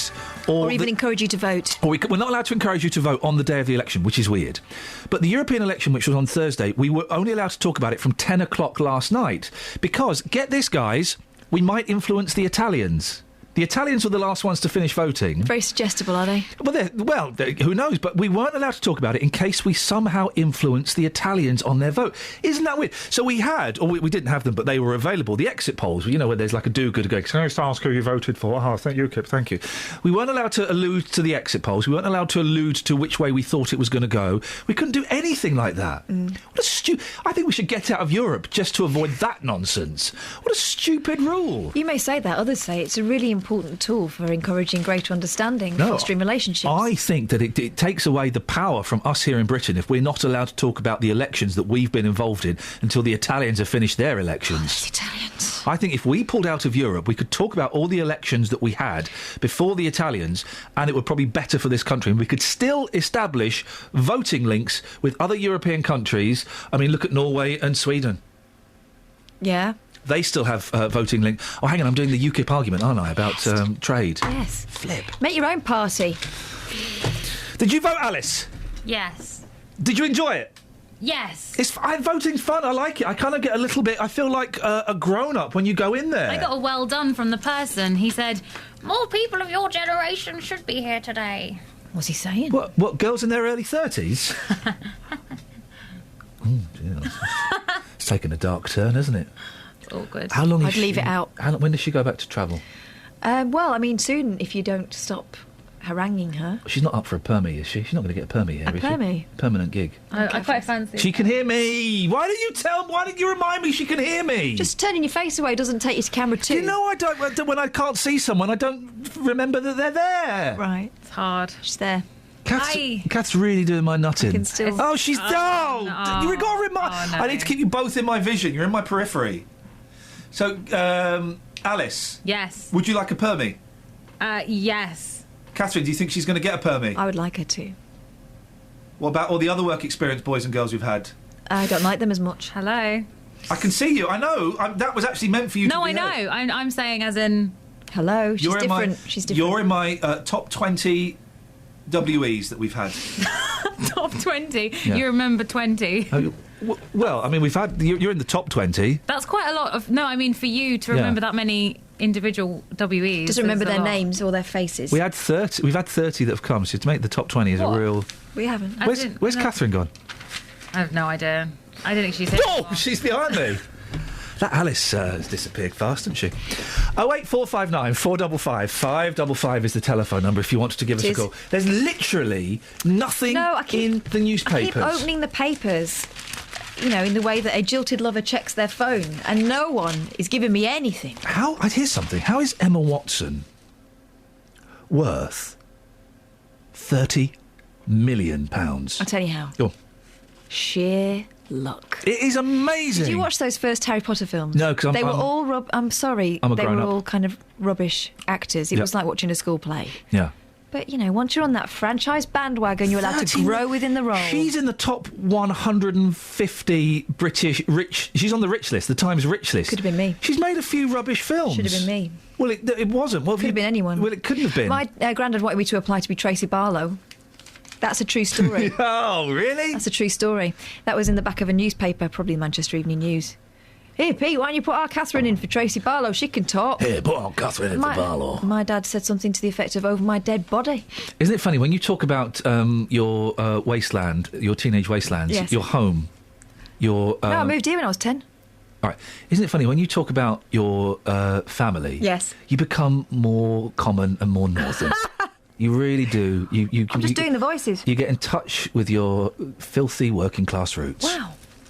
Yeah, I was just doing the voices, just to take you to that small 2 up, 2 down terraced living room. My granddad eating his Pontefract cakes. So that's that page. The rest of it, this is the Express. UKIP, Then there's that the fruitcake who killed loads of people in the States. Here we go. Here's a fun story. I've not read it. It's a fun story. Judge refuses to jail thief who preyed on victims of... No, that's not a fun story. No. This one is. Beckham boys have fun at the hockey while Posh stays at home. Good for them. She's probably doing the ironing. This is by Giles Showed. There's a picture of the Beckham and the boys having fun. The Beckham. It's a weekend scene familiar in millions of households. Dad is off to the match with the boys and Mum stays at home to bake. It actually says that. So while David Beckham took his 3 sons to watch the ice hockey, Victoria made cupcakes with daughter Harper to make America's Memorial Day. The ex-England football captain sat enthralled with Brooklyn 15, Romeo 11 and Cruz 9 as they cheered the Los Angeles Kings. Looking effortlessly stylish in Kings jerseys, the boys saw them beat the Chicago Blackhawks 4-3 in a nail-biting game. And it's good because the eldest son, as we all know, works for £2.26 in a coffee shop, and it's great to see that he's living a normal lifestyle. He does a bit for Burberry as well, doesn't he? Or is that the little one? They do modelling, yes, and they're multi-millionaires. That's great. 08459 455 555. There's literally nothing in the papers. It's all guff. It's all really, really dull and boring and... We can go back to the original phone-in. Go on. Celebrity babies, which one would you have? You can get a Prince George doll look-alike. Sells for £1,650. You'd have to be pretty determined to want this. What is this? It looks like a waxwork of Winston Churchill in a grump. So you want baby celebrities should have as babies? I've gone for Stevie Wonder because you're Wilder. Right, money spinner. Yeah. Gene Wilder. I mean, life would always be fun. He says the funniest things, but he doesn't. Oh. It's only when he's acting. I saw him being interviewed on the Wogan show. Yeah. When Wogan had a thrice-weekly mid-evening chat show. It was the most awkward, uncomfortable interview I've ever seen in my life. Can I switch babies then? No. Can I switch babies? We can't just get rid of a baby because you don't like it. Otherwise, I wouldn't have any children. You can get rid of them because they're not amusing. You can't do that. I think that's a rule. Is it? Yeah. I want... my wife. The youngest one's not been up to scratch. Do you know who I'd love? Go on. Who I would love? Bonnie Langford baby. Oh, my... Bonnie Langford baby. I had to check myself. I met Bonnie Langford once, and here's something, dear listener. Really, really sexy. Yeah. Really sexy. There's something about her you go, oh. She knows... I think it's because she knows what the score is. Yeah, she knows the score. She's a kind of... In fact, there aren't that many child actors who grew up okay. Bonnie Langford is one. She could have gone massively wrong, couldn't she? I think she's the only one. Let's have a think while we listen to the weather, shall we? Yeah. Beds, Hearts and Bucks weather. BBC Three Counties Radio. Hello there. We have an area of rain pushing up from the continent today, so fair amount of rain, probably 20 to 30 millimetres altogether. Worse probably to the west of the region, and thicker cloud at times. If we do get any breaks, we could have temperatures up to the high teens, perhaps even low 20s, but probably under that cloud, only really making it to the low to mid-teens. Tonight, though, a cloudy night, some showers around, and some rain coming in from the east, so we'll probably have a few more showers from that at first thing in the morning. Temperatures down to about 11 or 12 degrees Celsius. And then tomorrow, quite a cloudy day generally. A few showers around, the best of any sunshine in the afternoon, and temperatures reaching about 15 or 16 degrees Celsius. And for the week ahead, the further east you are, the wetter it's going to be. But generally speaking, quite a cloudy, grey week. That's your latest forecast.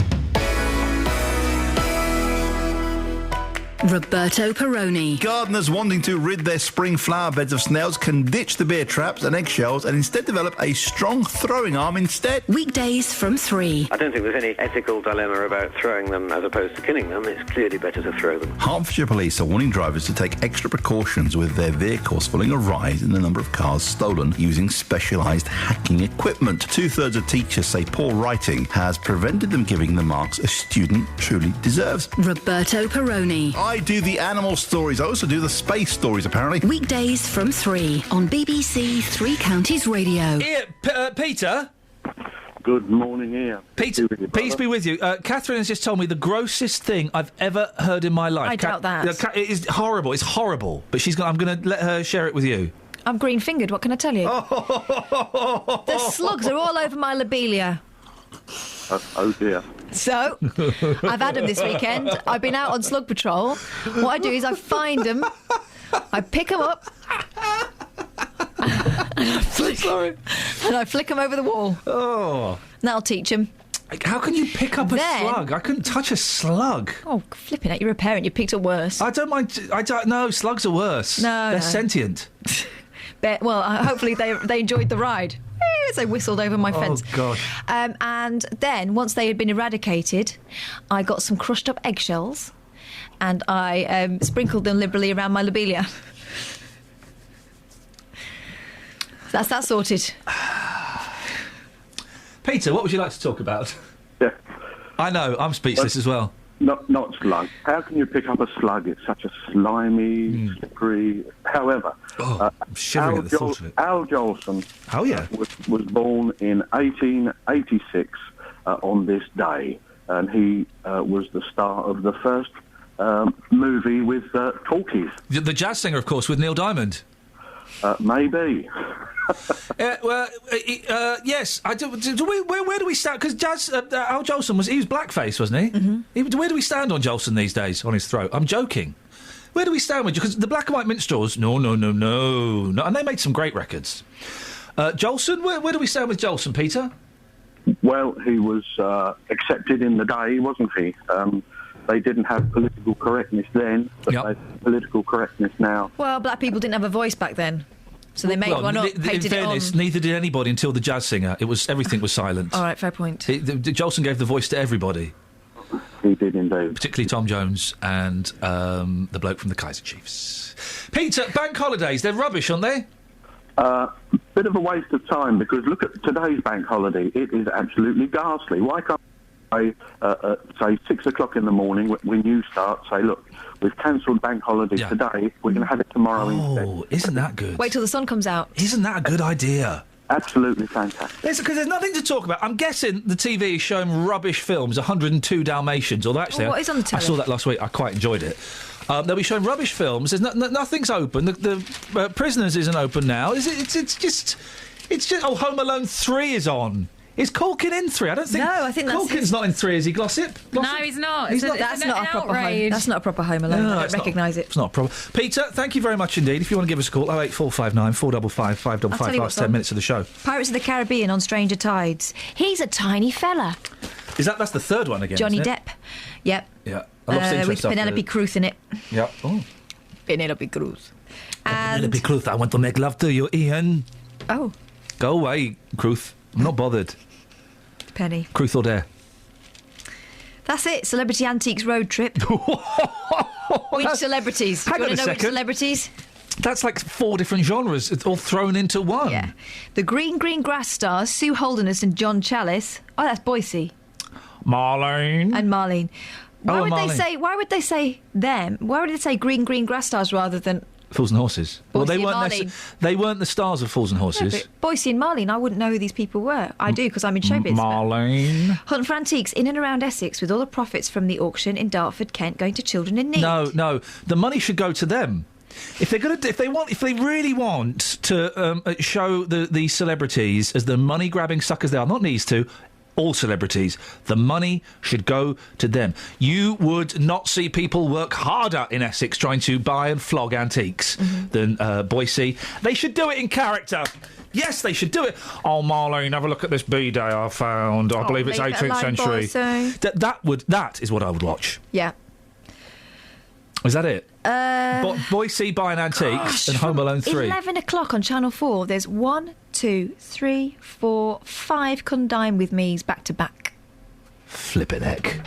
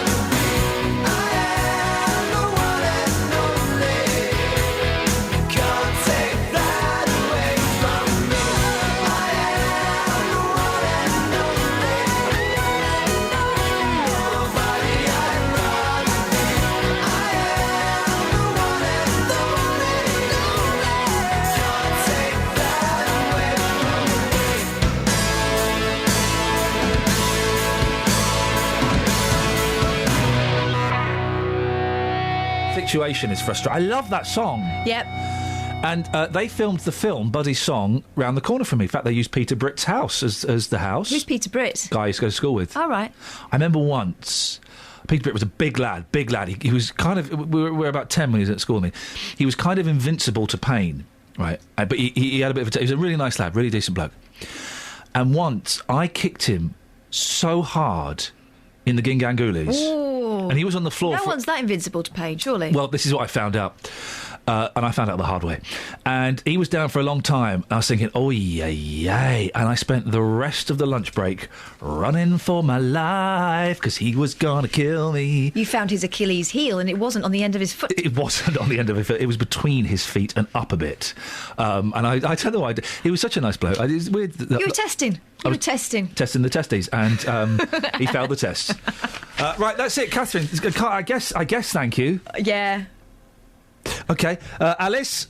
Yeah. Hello. Hang on, who are you talking to, Alice? Stephen's turn now, isn't it? Oh, flipping it. You're old news. Who are you talking to? I was talking to Justin. No, don't talk to your travel buddies. I was checking it was still him. He might have been on a break. Oh, for goodness sakes. You were talking to your travel buddies when you should be talking to your radio buddies. Sorry, radio buddies. It's all right. Alice really hasn't pulled her weight today. I thought she was brilliant. She's Can we still please keep her? She can hear me, can't she? Yeah. Can we please keep her? Can we please? Yeah. Dad can't have an Alice. Travel news for beds, cards and bugs. BBC Three Counties Radio. Anti-clockwise M25, returning to normal 21 to 20, the M1 3 towards Kings, along the A41. Also on the Park Street roundabout, looking well on the centre. Similar story across the A5. Just checked out the A1M, that's running OK with no reported delays or hold-ups. Public transport flights out of London Luton looking OK. Train services in and out of the three counties looking all right. But do take note, being through departure boards, they're running less trains than usual. It's down the fact it's a bank holiday Saturday or Sunday timetable. Justin Peterson, BBC Three Counties Radio. Justin, thank you very much. Thank you very much, Alice. Excellent stuff and being a good sport. Catherine Boyle will have words later on. That's literally the least we can do. Thank you very much for listening to this nonsense. I can just remind you very briefly, there is a new podcast out. It's a darn good one as well. It was so good we had to cut loads of bits out, including when I said to a gentleman, au contraire, he got really angry and went, oh, doing French now, are we? You can get that. Steve N. Allen is up next. Do stick around. Ta-ta. Local and vocal across beds, hearts and bucks. This is BBC Three Counties Radio.